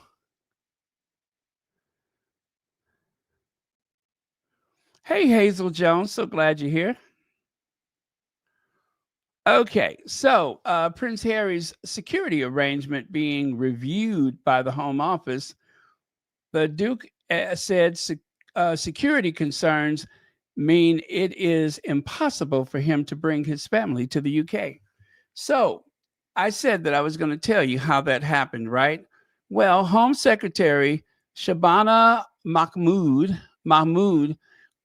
is said to have ordered a re-evaluation of Harry's threat level after she was contacted by the Duke.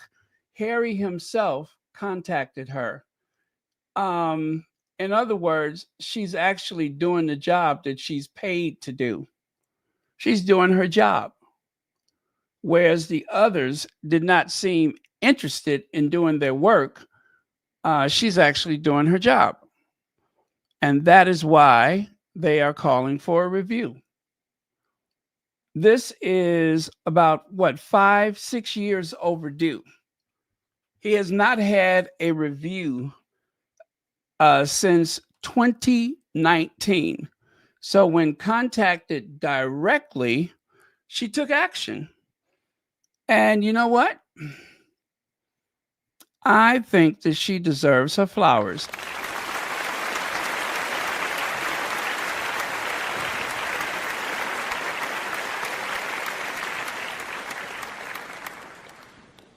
Now, I would love to share that article with you, but when my computer went out, I lost it. So anyway, you get the idea. All right, next.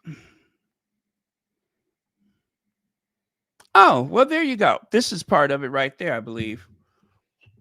Let's tuck into it, shall we?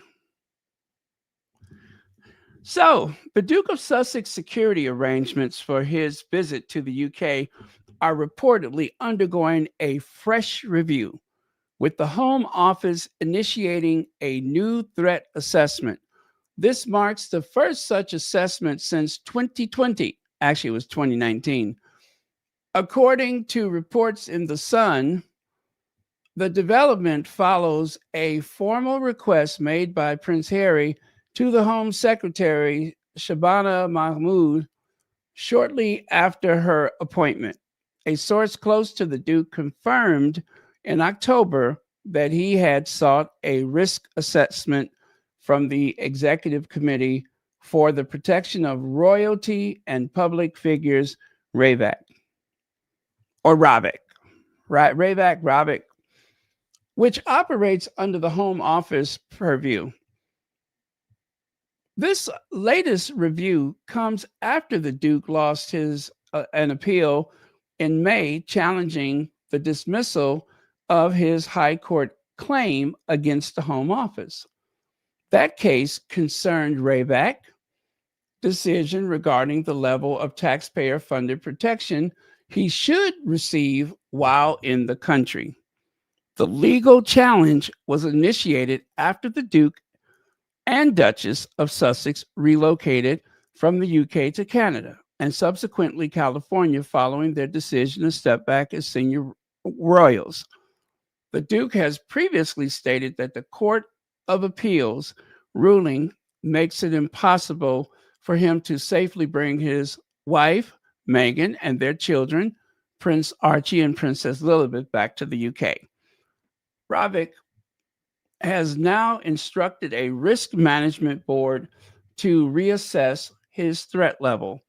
The Sun reported, the newspaper said, the process is already underway and a decision is expected next month. A government spokesperson said the UK government's protective security system is rigorous and proportionate It is our long-standing policy not to provide detailed information on those arrangements, as doing so could compromise their integrity and affect individual security. How about you just do your job? How about you just do your job? That's all anybody wants, is for them to do their flipping job. Let me see here. I need something for my throat. Surely there's something handy here. You hear how my voice sounds? I sound like Bonnie Raitt, right? I sound like Bonnie Raitt. Let's give them something to talk about. A little mystery to figure out. Let's give them something to talk about. How about love? I feel so foolish. I never noticed. Should we be, baby? Okay. Oh, there we go. Kate Middleton laughing at catty Meghan Markle's pathetic attempt to overshadow her TV Christmas festivities. She knows she'll crush her. You guys, I did not know that Radar was such a trashy magazine. I had no idea exactly how trashy Radar is.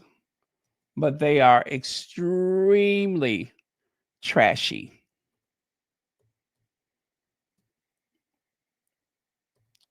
They seem to think that Meghan went through all this trouble because she was trying to outdo Catherine, because she's trying to maneuver Catherine. Never mind the fact that this was recorded last year. The Christmas holiday collection, that happened last year, not this year. And I'm pretty sure last year, Meghan was not thinking about Kate Middleton. But of course, they are quoting insiders. Kate is said to be unfazed and even amused by Meghan's attempt to launch a festive TV special just days before Princess of Wales fronts her annual royal Christmas broadcast. According to insiders who tell RadarOnline.com, the rivalry between the two women is at a sharp as ever.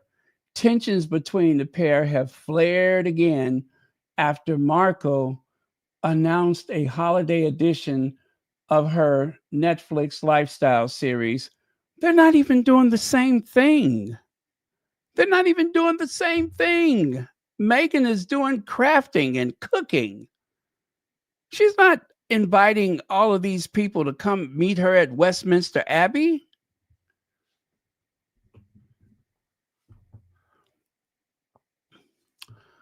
The timing raised eyebrows across royal circles because Kate's flagship television Together at Christmas Carol service, supported by the Royal Foundation, will be held at Westminster Abbey on December 5th, a fixture that has become one of the most watched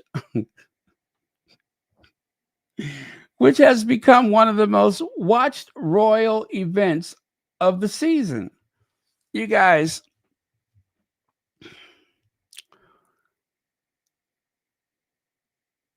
okay, of the season, let's say November, December, right? Let me see. Is there anything else that happens at that point?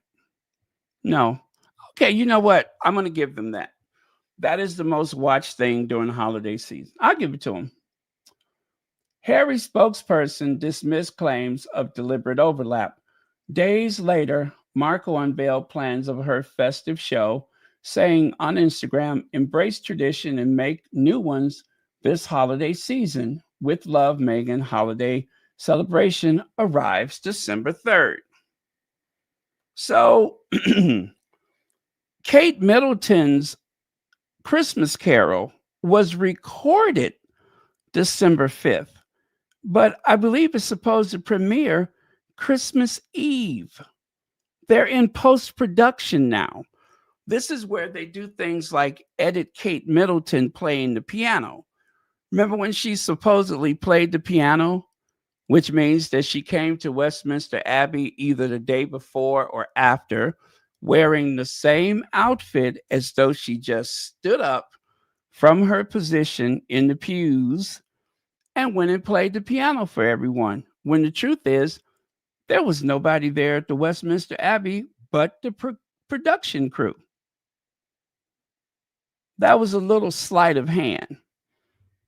That was pre-recorded and then edited into her so-called Christmas special. Clever, right? Anyway, a royal source says Kate saw the announcement and just laughed. They said Kate saw the announcement and just laughed.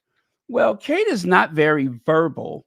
So the fact that she laughs a lot is an indication that she's not altogether there. So notice there was no comment, just Kate laughed. But why was there no comment? Because it's not easy for her to comment. That's why.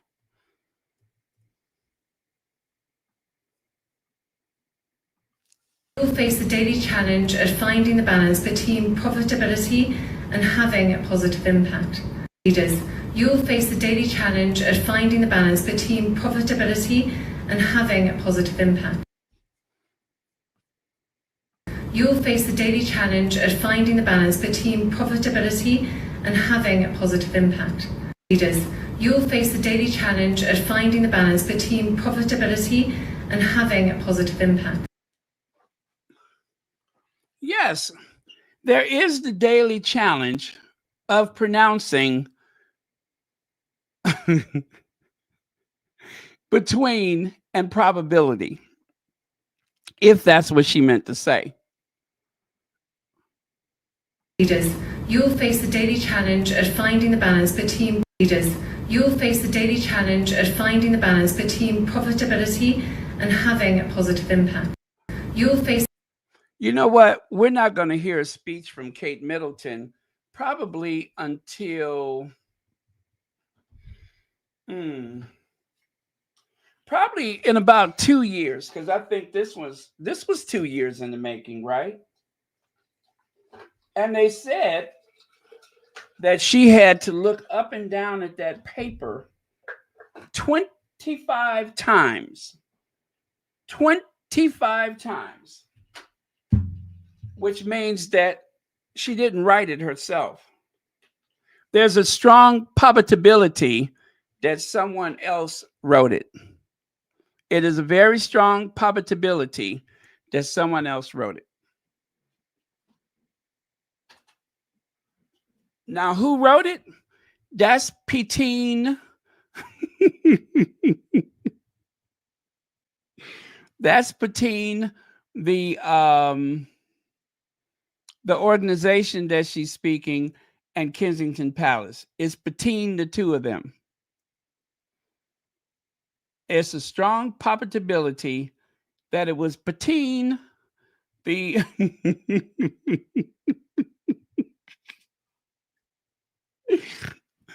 Oh, let me stop, because you know what? I'm going to end up giving you a complex, and when you are in a very formal setting or having a work-related meeting or something like that, I don't want you to accidentally say Petine probability. So just ignore what I said. You don't want to, internalize that, because it may come out when you least expect it. It is a very strong probability that, you know what? That sounds like what's his name? Buckwheat. It reminds me of Buckwheat. Remember Buckwheat from the Our Gang? That's who she sounds like, Buckwheat. But wait, Buckwheat. Now I'm doing it. It's like a cross between Kate Middleton and Buckwheat. Yes, it's a cross. Putting.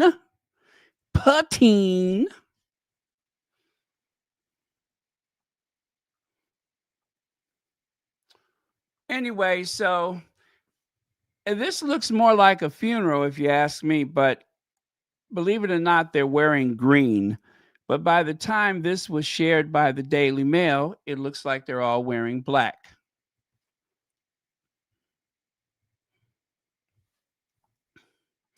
And there's the Duchess of Sussex living her best life, looking absolutely gorgeous with very minimal makeup. Also holding that top 10 position at the Netflix, which is impressive considering that they have some 7,000 shows at any given time. So no matter what you say, it's impressive. But let me be even shadier and share this with you. Let me share this with you. And this says everything about that event. It speaks volumes about that whole thing. Take a look here.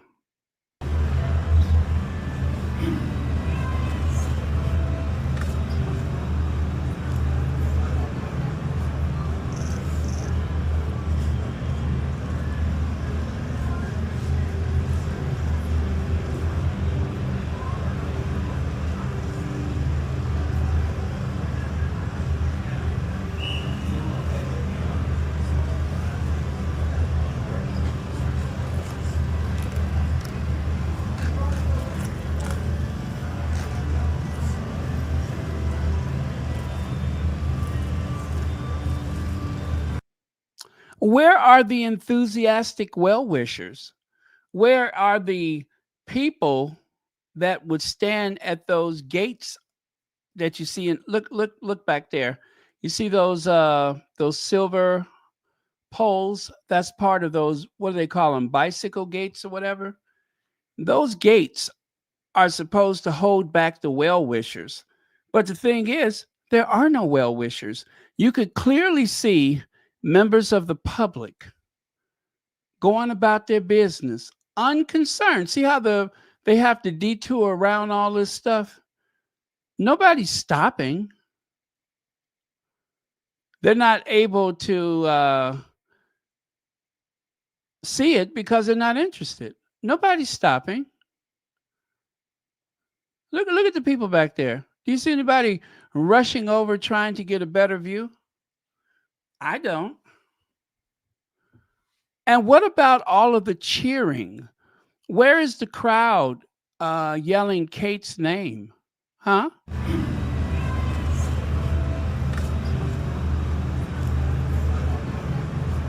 Do you hear them?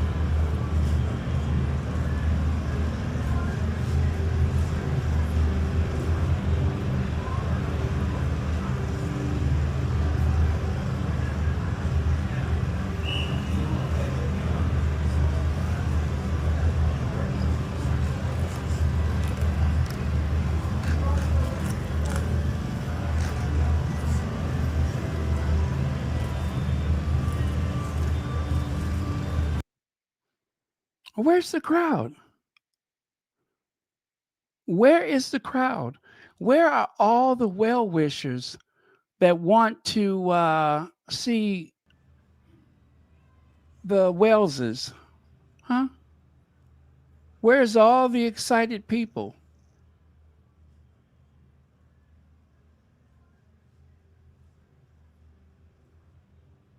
The thing is, there is never a crowd. Ever.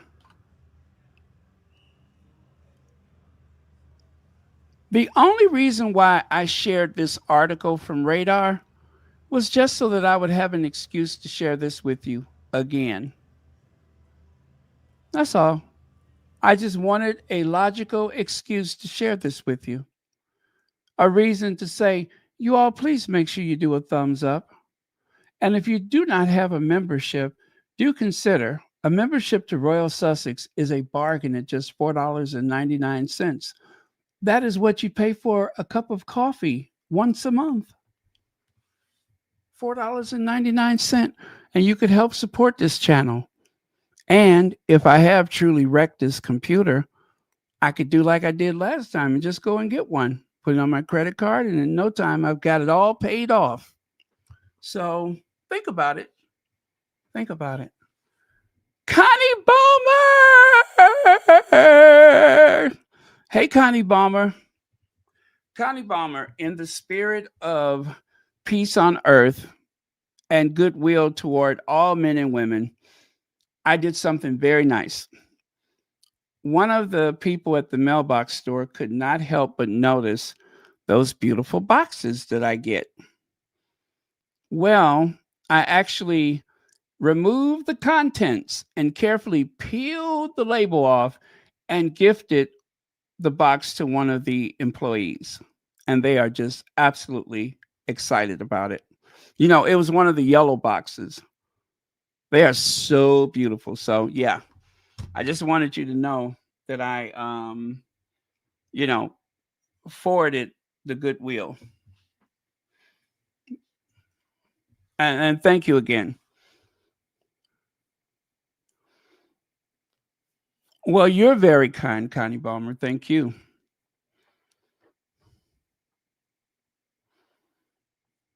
Okay. What a dud. Now, Pippa Middleton has an awkward on-camera moment as she ignores a reporter's question. Well, Pippa could not go to the Christmas Carol concert, right? You know what she did? She went to a Formula One auto race in Dubai, in Abu Dhabi.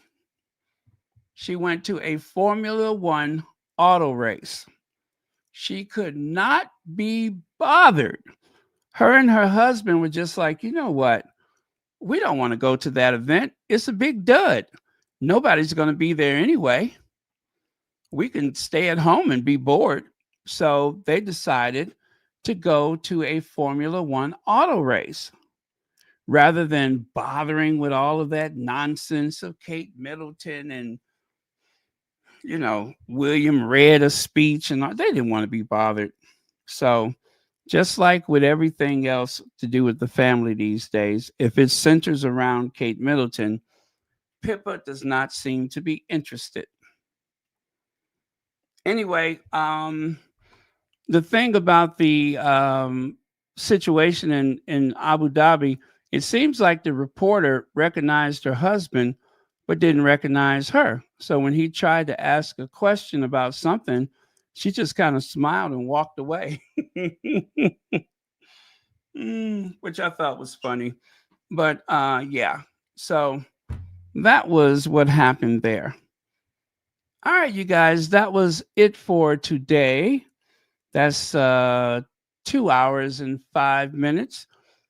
Thank you all very much. I am done for the day. I'm going to stick around for a little while. So if you have any last comments, feel free to throw those in the chat. Also, thank you, moderators, for keeping this a very safe space. What else? Yeah, I think that's it. Yeah, Pippa and Kate don't seem to be getting along lately, soul brother. All right, good night, everyone. Say good night. Cheers. We are done for today. I'm going to try to come on earlier tomorrow. No promises, though. Yeah, I will promise. I'm going to try. Even though I'm going to be up late working on my Christmas tree. I got some new lights for the tree. I'm so excited.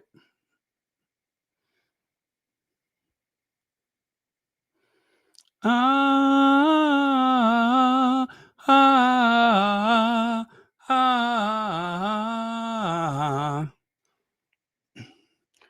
La la la la la la la la la la la la la la la la la la.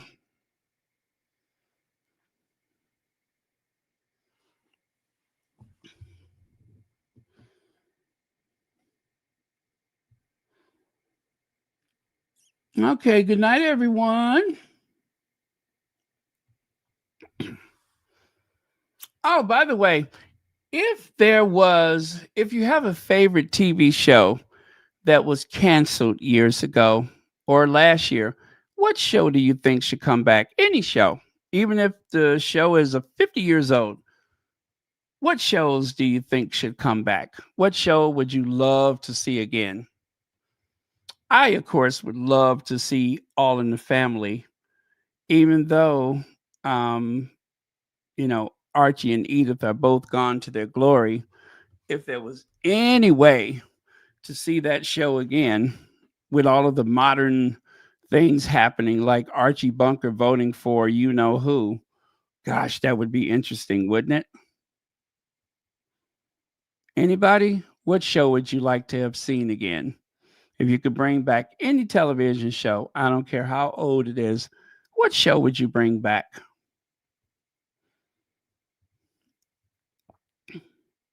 The Jeffersons, maybe?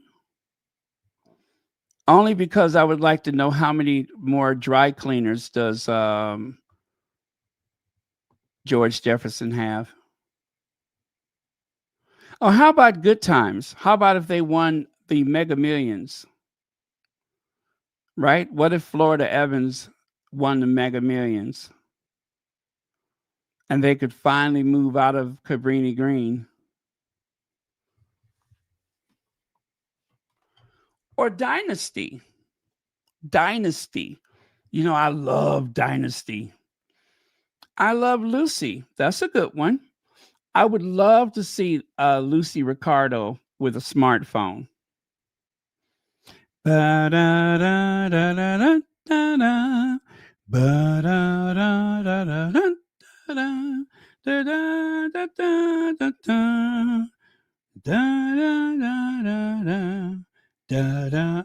Sunset Beach. Oh, I don't think I know that one.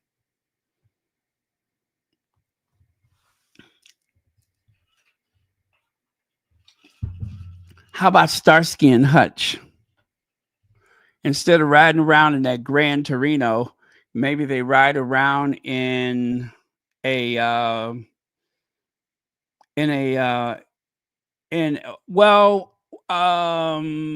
Tesla. Yeah, cartoons. Why not? We'll count cartoons.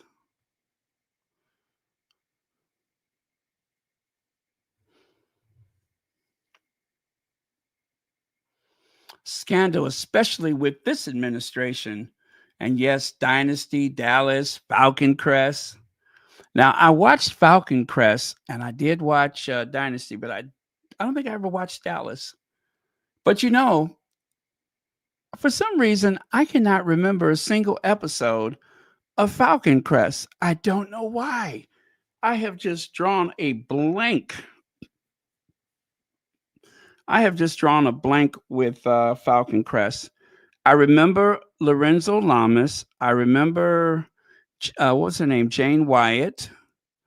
But I scarcely remember any plot or episode. Yabba dabba doo! Here's the Flintstone. They're a modern Stone Age family from the town of Bedrock. There's a patriot writer out of history. Someday, da da da da da da da.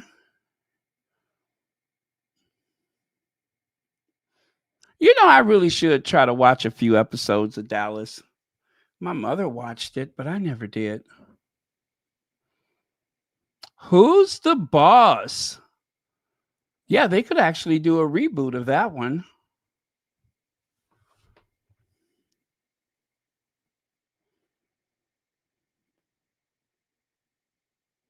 How about 227? The building goes condo.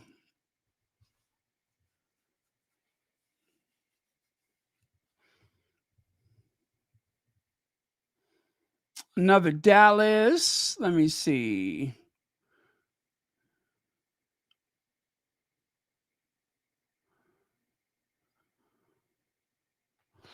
Well, I loved Barney Miller. You know, anybody who ever watched Barney Miller, if they watch that show, then that tells you everything you need to know about them. That usually means that that person is a bit of an intellectual, which doesn't explain why I watched it, but uh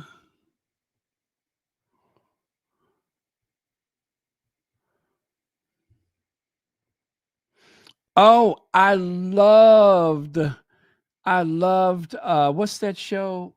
The Rockford Files. Oh my God, did I love the Rockford Files? Ba-da, ba-da-da, ba-da-da-da-da-da-da, ba-da-da-da, da-da-da-da, da-da-da-da.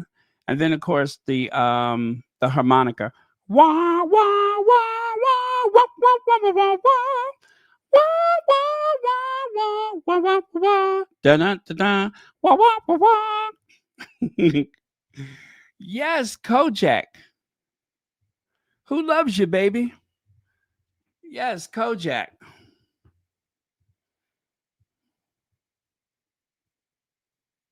Dragnet. Bum ba bum bum. Bum ba bum bum bum. Mannix. Okay.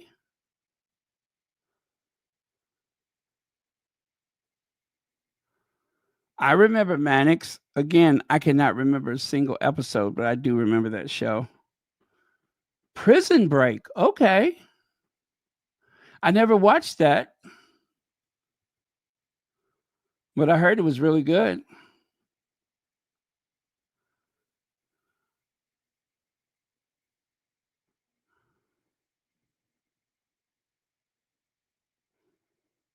Oh, and Maud. I would have loved to have seen Maud with this administration. Lady Godiva was a freedom rider. She was a sister the whole world knew. Joan of Arc with the Lord to guide her. She was a sister that really cooked. Isadora was the first bride burner. Ain't you glad that she showed up? Oh, yeah. And when the country was falling apart, Betsy Ross got it all sewed up. And then there's Maud, and then there's Maud, then there's Maud, and then there's Maud, then there's Maud, and then there's Maud, and then there's something, something, this and that, and such a right da right on, Maud. God's gonna get you for that, Walter. Yes, the Golden Girls. The Golden Girls. That would, oh, yes, the Golden Girls. Knight Rider. You know, I think Knight Rider would be so jealous of these Teslas on the road. And Julia with Diane Carroll, Cagney and Lacey, Barnaby Jones, I Spy. Let me see. Let me tell you guys an interesting story. Do you guys remember the show Get Smart? Get Well Smart, Get Smart?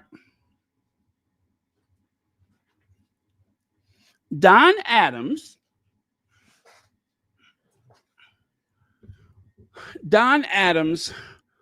was the lead character in Get Smart. If you guys have never heard of Get Smart, the spy, he was a secret agent. His name was Smart, Maxwell Smart. Well, Maxwell Smart was a bumbling, kind of, you know, he played it very serious, but he made so many mistakes, always putting the whole organization in jeopardy. Well, anyway, Don Adams, who played Maxwell Smart, he was offered X amount of money for his role. And he was like, wow, that's more money than I've ever made in my whole career. He said, but I would rather have residuals. And they were just like, are you serious? What if the show doesn't last? At least you could make the money now. But he said, no, no, no, no. So, in spite of the goofy character that he played, off screen, he was very tenacious, a very wise and intelligent businessman. So, he said, I would rather make less money now, and I would prefer to have residuals, meaning that every time the show aired, he would get paid for it. Wherever in the world, the show might be seen in 150 countries, he would still get paid for it. So, who knew that this show would become a cult classic? And over the years, that man made millions of dollars from playing the character Maxwell Smart. Now, that was very, very wise indeed. And he's not the only one. I can tell you another character that did the same thing. Audrey Meadows and Joyce Randolph. Remember that? This is The Honeymooners with the stars Jackie Gleason, Art Carney, Audrey Meadows, and Joyce Randolph. Well, Audrey Meadows, she also wanted residuals for playing Alice Cramden. And all those years later, that show kept paying money. And the show only had 39 original episodes. 39 episodes. That's a little over one season. A season is usually 22 episodes, sometimes 24, 25. But you think about it, there's 52 weeks in a year. And American sitcoms, they usually have about 22 episodes. And to have luck in the residual market, 7 years is the magic number. But some shows were so great that they didn't even have 3 years of episodes. But yet, based on the popularity, the show made a lot of money, like Star Trek. Star Trek was only on for 3 years, but yet it became a cult classic. They even made major motion pictures from Star Trek. So, just goes to show sometimes you never know. But if you ever find yourself in a similar position, do ask for stock options. Do ask for residuals.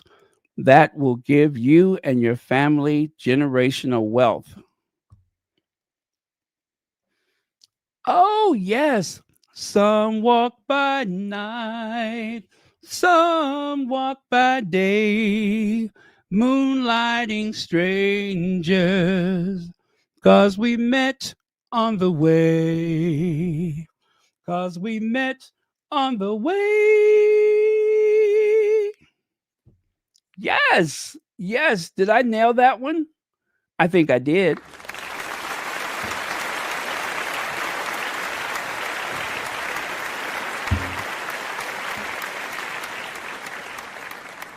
Yes, I love that show, Moonlighting, with Bruce Willis and what's her name? What was her name?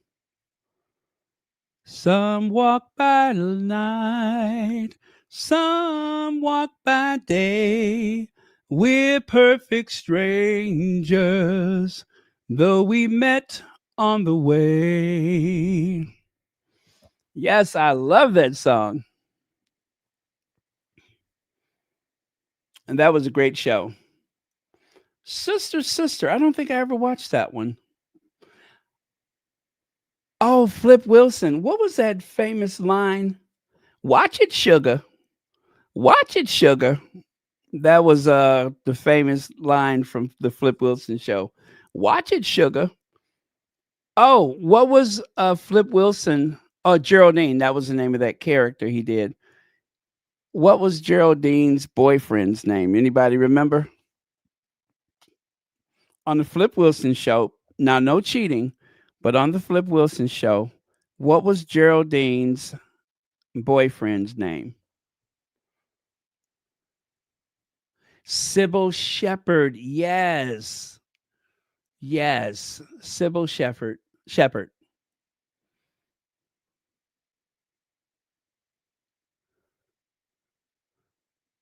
Bum bum bum bum bum bum bum bum bum bum bum. You know that location, I believe it's in Watts, is still standing.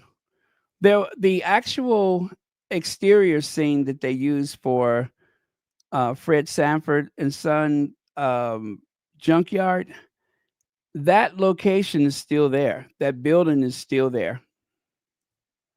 Street sign and all. Yes, yes, that's it. Yes, Vanessa, that was the fictitious boyfriend's name. Killer.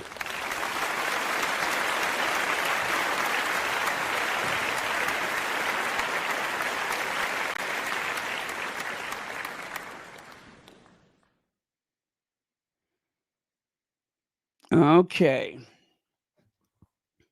Room 222. I actually watched a recent, well, actually not a recent, but I recently watched an episode of Room 222. Very good show. They said Aretha Franklin did an episode of Room 222, but I don't think I've ever seen it. At least I don't recall.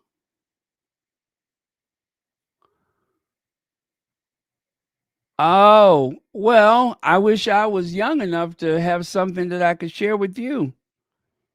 At least anything that would make sense. But yeah, I was so into like television back in the day that a lot of that pop culture stuff I have retained somehow.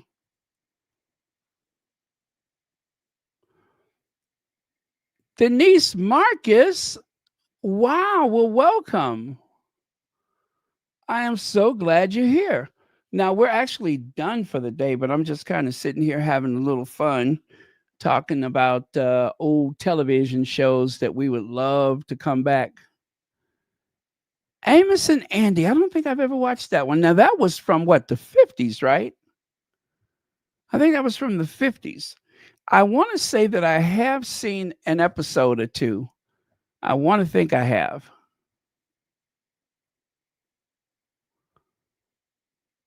Welcome back. The dreams you had took a lot. Welcome back. Well, the games have all remained since you come around. Who'd have thought you'd leave us? Who thought you right there where you leave us? Well, you tickled a lot, but you got 'em on the spot. Welcome back. Welcome back. Welcome back. Welcome back. Welcome back. Welcome back. Welcome back. Hey, I got another trivia. This is for Welcome Back, Carter. What was Julie's famous dish that Mr. Carter hated? Huh? What was that famous dish that she made that he would say, "Oh, are we having that again?" Anybody know? Chico and the man. I forgot the words, but I know it was with Freddie Prinze.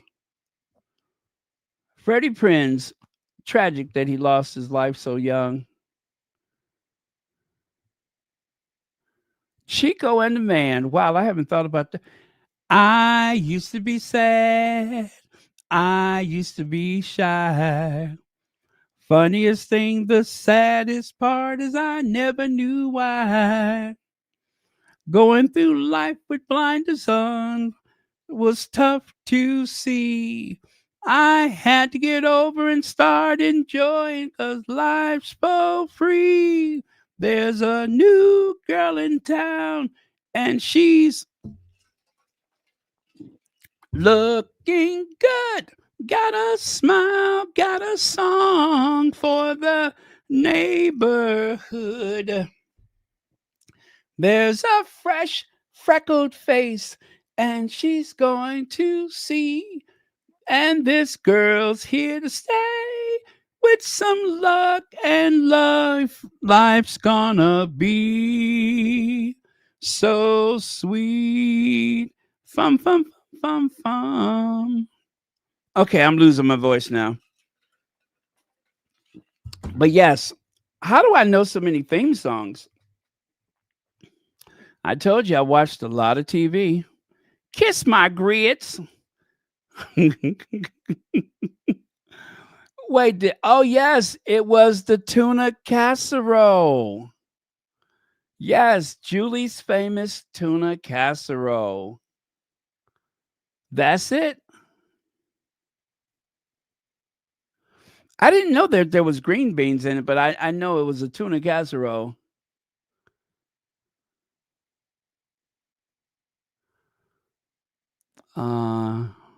Give me a break, I'm sure deserve it. It's driving me to the top. Give me a break, I'm looking forward. Give me a break, the game is survival. Give me a break and plan my arrival. Give me a break, for heaven's sakes.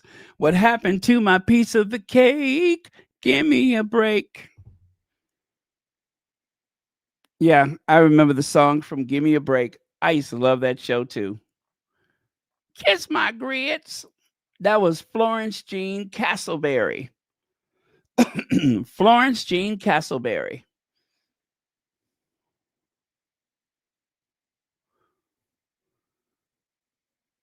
Sunday, Monday, happy days. Thursday, Fridays, happy days.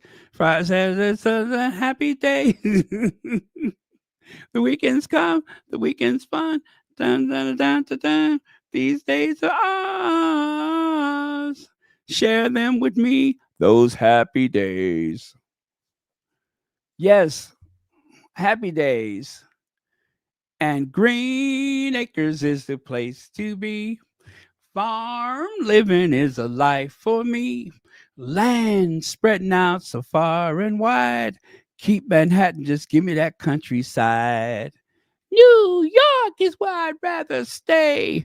I get allergic smelling hay. I just adore a penthouse view. Darling, I love you, but give me Park Avenue. Ba-da-ba-da-ba. The stores. Ba-da-da-da-da.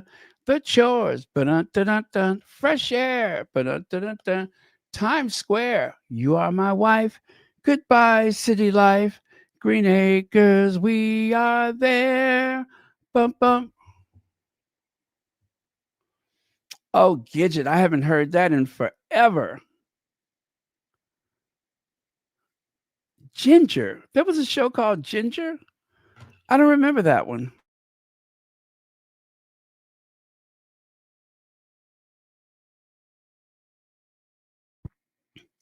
Yes, I don't remember Ginger. Saint Elsewhere. Let me see. How did that go? Saint Elsewhere. Making your way in life today takes everything you got. Taking a break from all your worries sure would help a lot. I want to go. Dun, dun, dun, dun, dun. Sometimes you want to go where everybody knows your name. Bum, bum, bum, bum. And they're always glad you came. People will see that something to see. Love is all they got.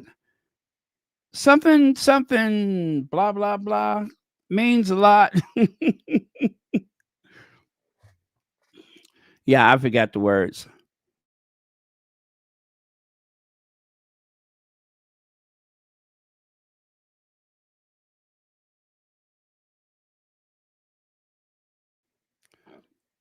Yeah, I forgot the words to that one.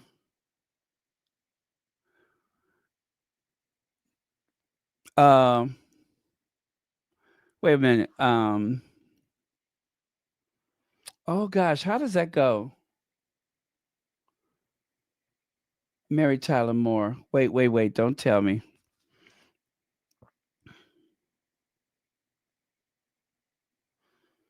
Dun, dun, dun, dun. Okay.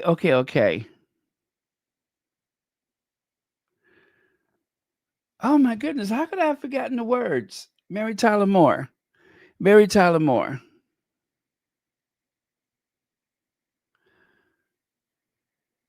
Um, oh my gosh. Wait, I don't want to cheat and look.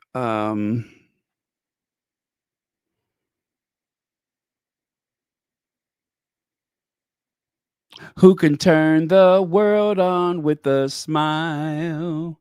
Who could take a nothing day and suddenly make it all seem worthwhile? Well, it's you, girl, and you should know it. With each smile and every little moment, you know that love is all around. No need to waste it. You can come along. Why don't you take it? You're gonna make it after all.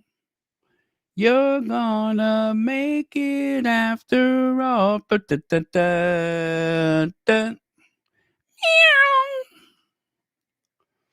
Okay.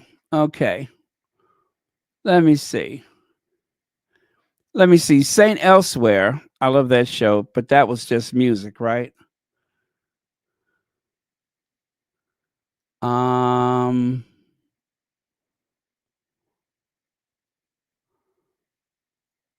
let me see. Rest in peace. What's that? What you talking about, Willis? Oh yes. Different strokes. Now the world don't move to the beat of just one drum. What might be right for you may not be right for some. The man is born, he's a man of means. Then along comes you, and you got nothing but your jeans, 'cause it takes different strokes, and it takes different strokes, and you got different strokes to move the world. Everybody's got a special kind of story. Everybody finds a way to shine. It don't matter that you got not a lot.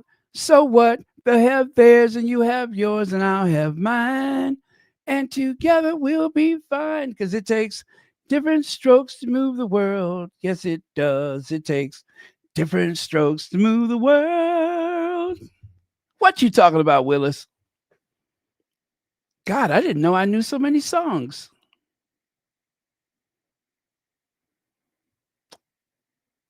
Oh, you're talking about Nell Carter. Yeah. Rest in peace, Nell Carter. M-I, crooked letter, I, let me see. I forgot how they said that. Married with children. Love and marriage.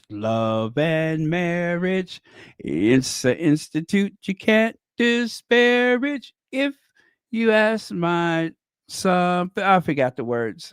You can't have one without the other. Love and marriage. It goes together like a horse and carriage. Let me see. Petticoat Junction.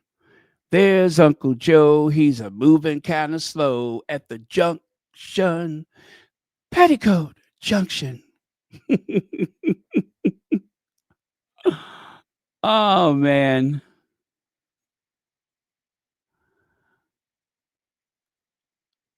Oh, well, I'm so glad you're here, Cammy Bluetooth.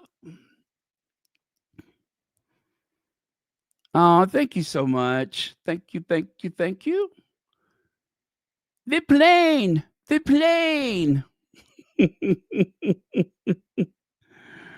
Okay, I already did the song for Moonlighting. Some walk by night, some walk by day. We're perfect strangers Though we met on the way. Though we met on the way. Okay, Gilligan's Island. There once was a... No, wait. How does that go? Now sit right back and you hear the tale of a fateful ship that started from this island port upon this tiny chip. Wait. Now sit right back and you hear the tale of a something trip that started from this island port aboard this tiny ship. The skipper was a mighty sailing man. The Gilligan brave and sure. Without the courage of the fearless crew, the minnow would be lost. The minnow would be lost. The weather started... Oh, you know what? I put that in the wrong order. The weather started getting rough. The tiny ship was tossed. If not for the courage of the fearless crew, the minnow would be lost. The minnow would be lost. Now the ship's on shore of the tiny island of this something desert isle with Gilligan and Skipper too. With the movie star... Wait. And his... Oh, Thurston. Oh, forget. Let me see. And his wife, the movie star, the Professor and Marianne, here on Gilligan's Isle. Okay, I put it all in the wrong order. Cheers. Okay, I did that one already.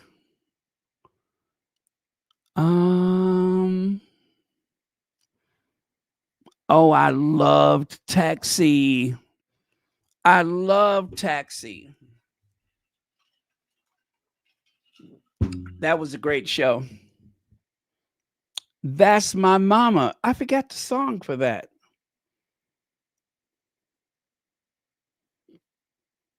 Was there a song for Perfect Strangers? Oh, darn. I forgot the song.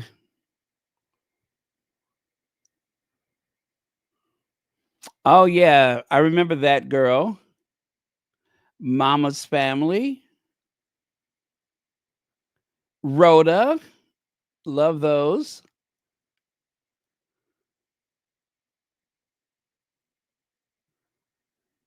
Get Christy Love. You under the arrest, sugar. You under arrest, sugar.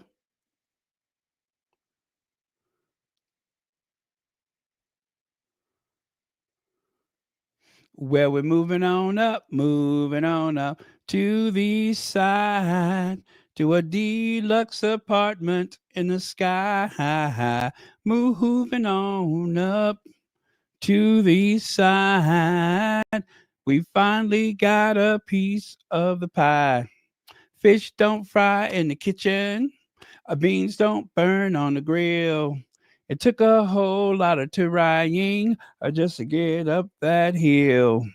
Now we're up in the big league, getting our turn at bat.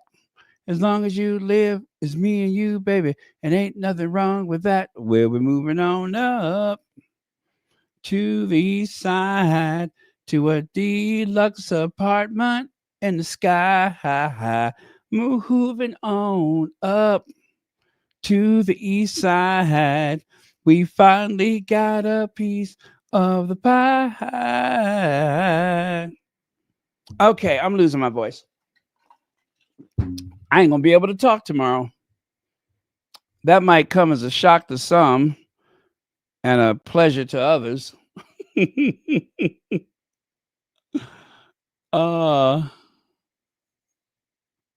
Yes. M-I, crooked letter, I, humpback, I. Something like that. That's how she used to say it.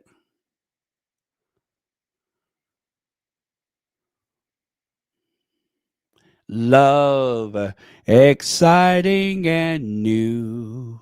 Come aboard. We're expecting you, and love won't hurt anymore. It's an open ride to a friendly shore, the Love Boat. Soon we'll be making another run. The Love Boat. Promise is something for everyone. Set a course for adventure, your heart on a new romance. And love won't hurt anymore. It's an open ride to the friendly shores, a Love Boat. Welcome aboard is love. Okay, what's next?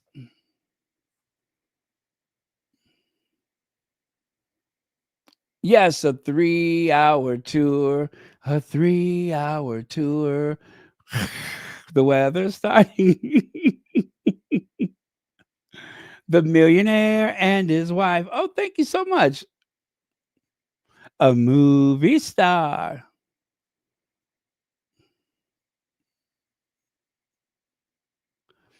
Mork and Mindy with Robin Williams and what's her name? Oh, excuse me.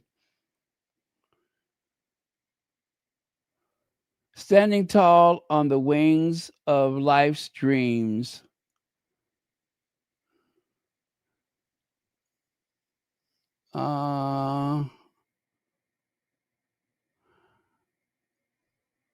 Thank you for being a friend. Travel down the road and back again. Your heart is true. You're a pal and a confidant.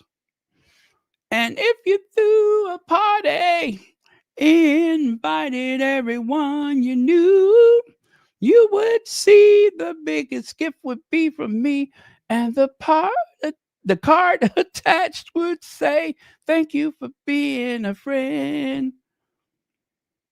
And if you threw a party, invited everyone you knew, you would see the biggest gift would be from me, and the card attached would say, "Thank you for being a friend." Bum, bum, bum.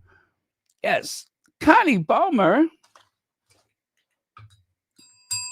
Thank you so much for the super chat, a super sticker.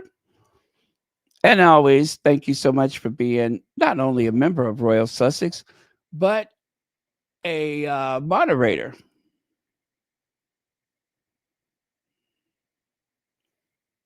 I don't know the Perfect Strangers theme. I forgot it, I think.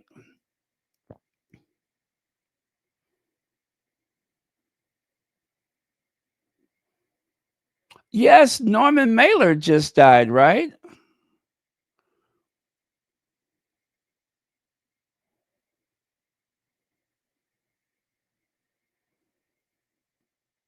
And Bob Mackey just auctioned off a whole bunch of his clothes.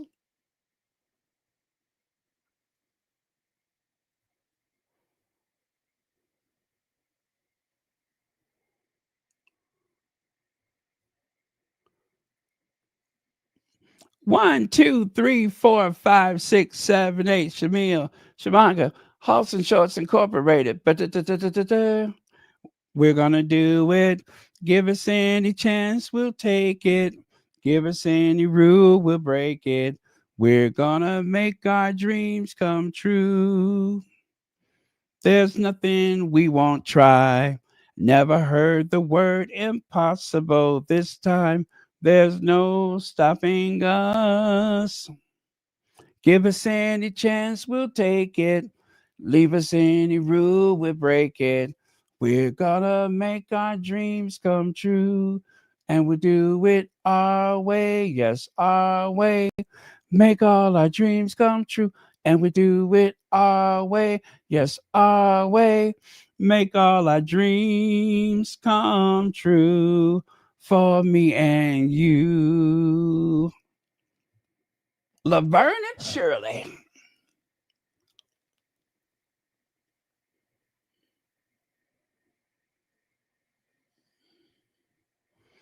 Okay, you guys. That was my last theme song. I'm not going to be able to talk tomorrow. Gosh, that was fun.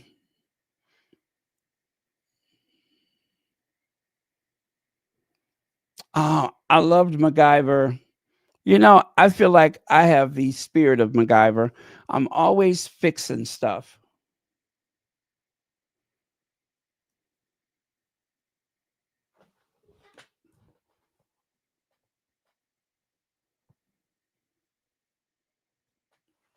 There once was a story of a man named Jed.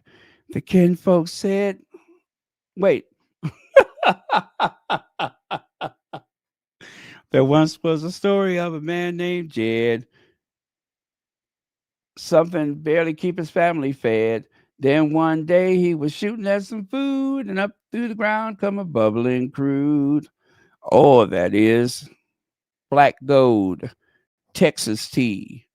Well, the next thing you know, old Jed's a millionaire. The kinfolk said, Jed, move away from there. Said, California is a place you ought to be. So they loaded up the truck and they moved to Beverly Hills, that is. Swimming pools, movie stars, the Beverly Hillbillies. That was a great show. I loved the Beverly Hillbillies.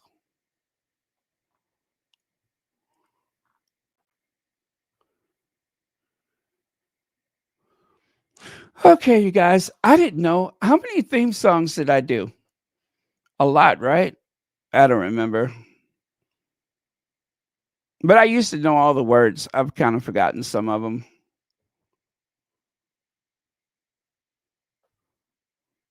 Thanks for the memories. Da da da da da da. Da da da da da da.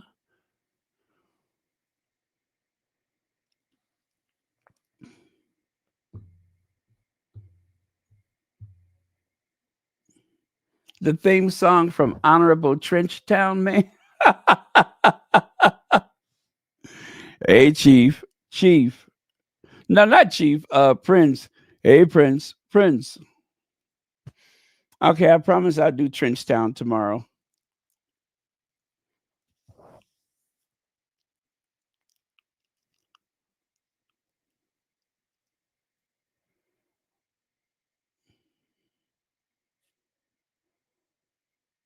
Oh, yeah, you guys, we got to go so we can watch the MASAKA kids. You guys say goodnight and then go and watch the MASAKA kids. Even if you don't watch it, just put the television on and let it watch you. Okay? Cambridge curl, Cambridge curl. Give your hair a real whirl. Cambridge curl, Cambridge curl.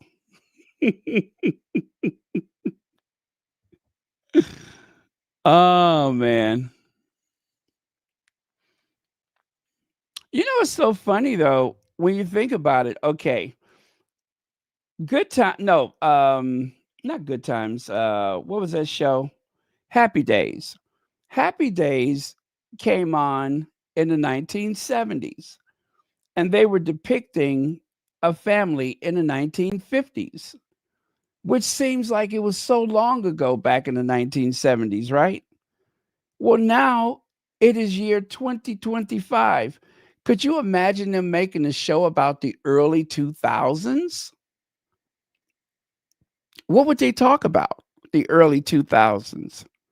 That was 20 years ago, but it doesn't seem like that would be so interesting.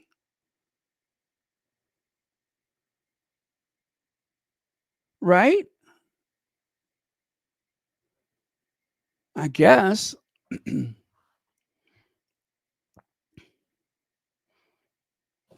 Let me see. I'm so tired of the lies about Tugboat Tommy primarily raising Meghan when she was with both parents, but mostly with her mother. This is insane. I agree with you, and I'm kind of up to my ears with that too.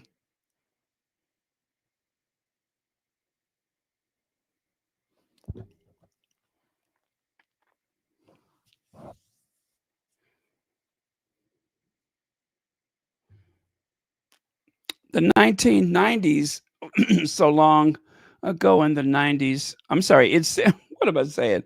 Okay, I need to go. I need to get off of here. It's all starting to run together on me. Oh, the birth of hip hop and malls like Stranger Things. Yeah, going to the mall.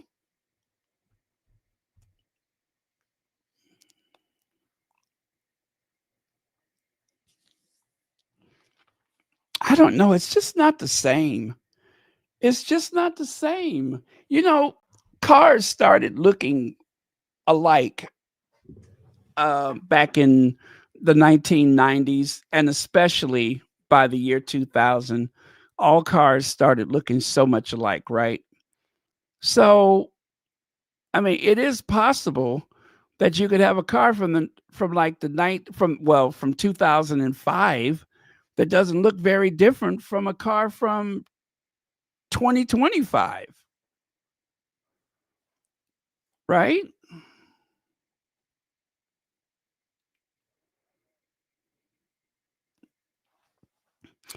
I don't know, but think about that, you guys. If you have ever watched Happy Days, think about how the 1950s seemed like it was so long ago. The show came on in the 70s depicting life in the 1950s. And of course, we were watching reruns of what's her name? I Love Lucy, which really was from the 1950s.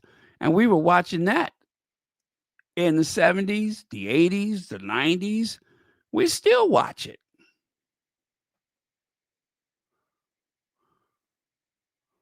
It seems very different. I remember the 50s, maybe because I didn't live through the 50s, but I just remember the 50s seemed like it was so ancient.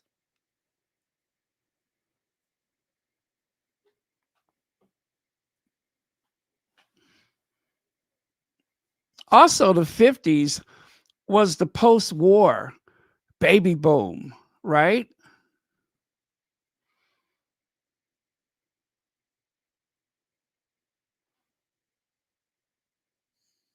I got to think about that.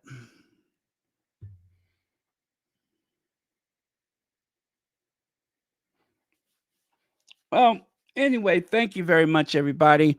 And we started off talking about the holidays and grieving lost loved ones and such. And thank you, everyone, for your input at that time. That was very, very interesting. And again, if you are in grief or mourning or whatever, do not pressure yourself over the holidays. Whatever gives you peace of mind. If you feel like you need to sit out a holiday or you just want to be alone or something like that, it's okay. It's okay. Do not pressure yourself. But when it comes to children, we always do what we can for the children or grandchildren and such. But there could be a lot of pressure for anyone who's mourning or grieving during the holiday season. But I say don't put too much pressure on yourself. There will be other Christmases. There will be other New Year's and such. Okay? Thank you all. Love you guys, and I will see you next time.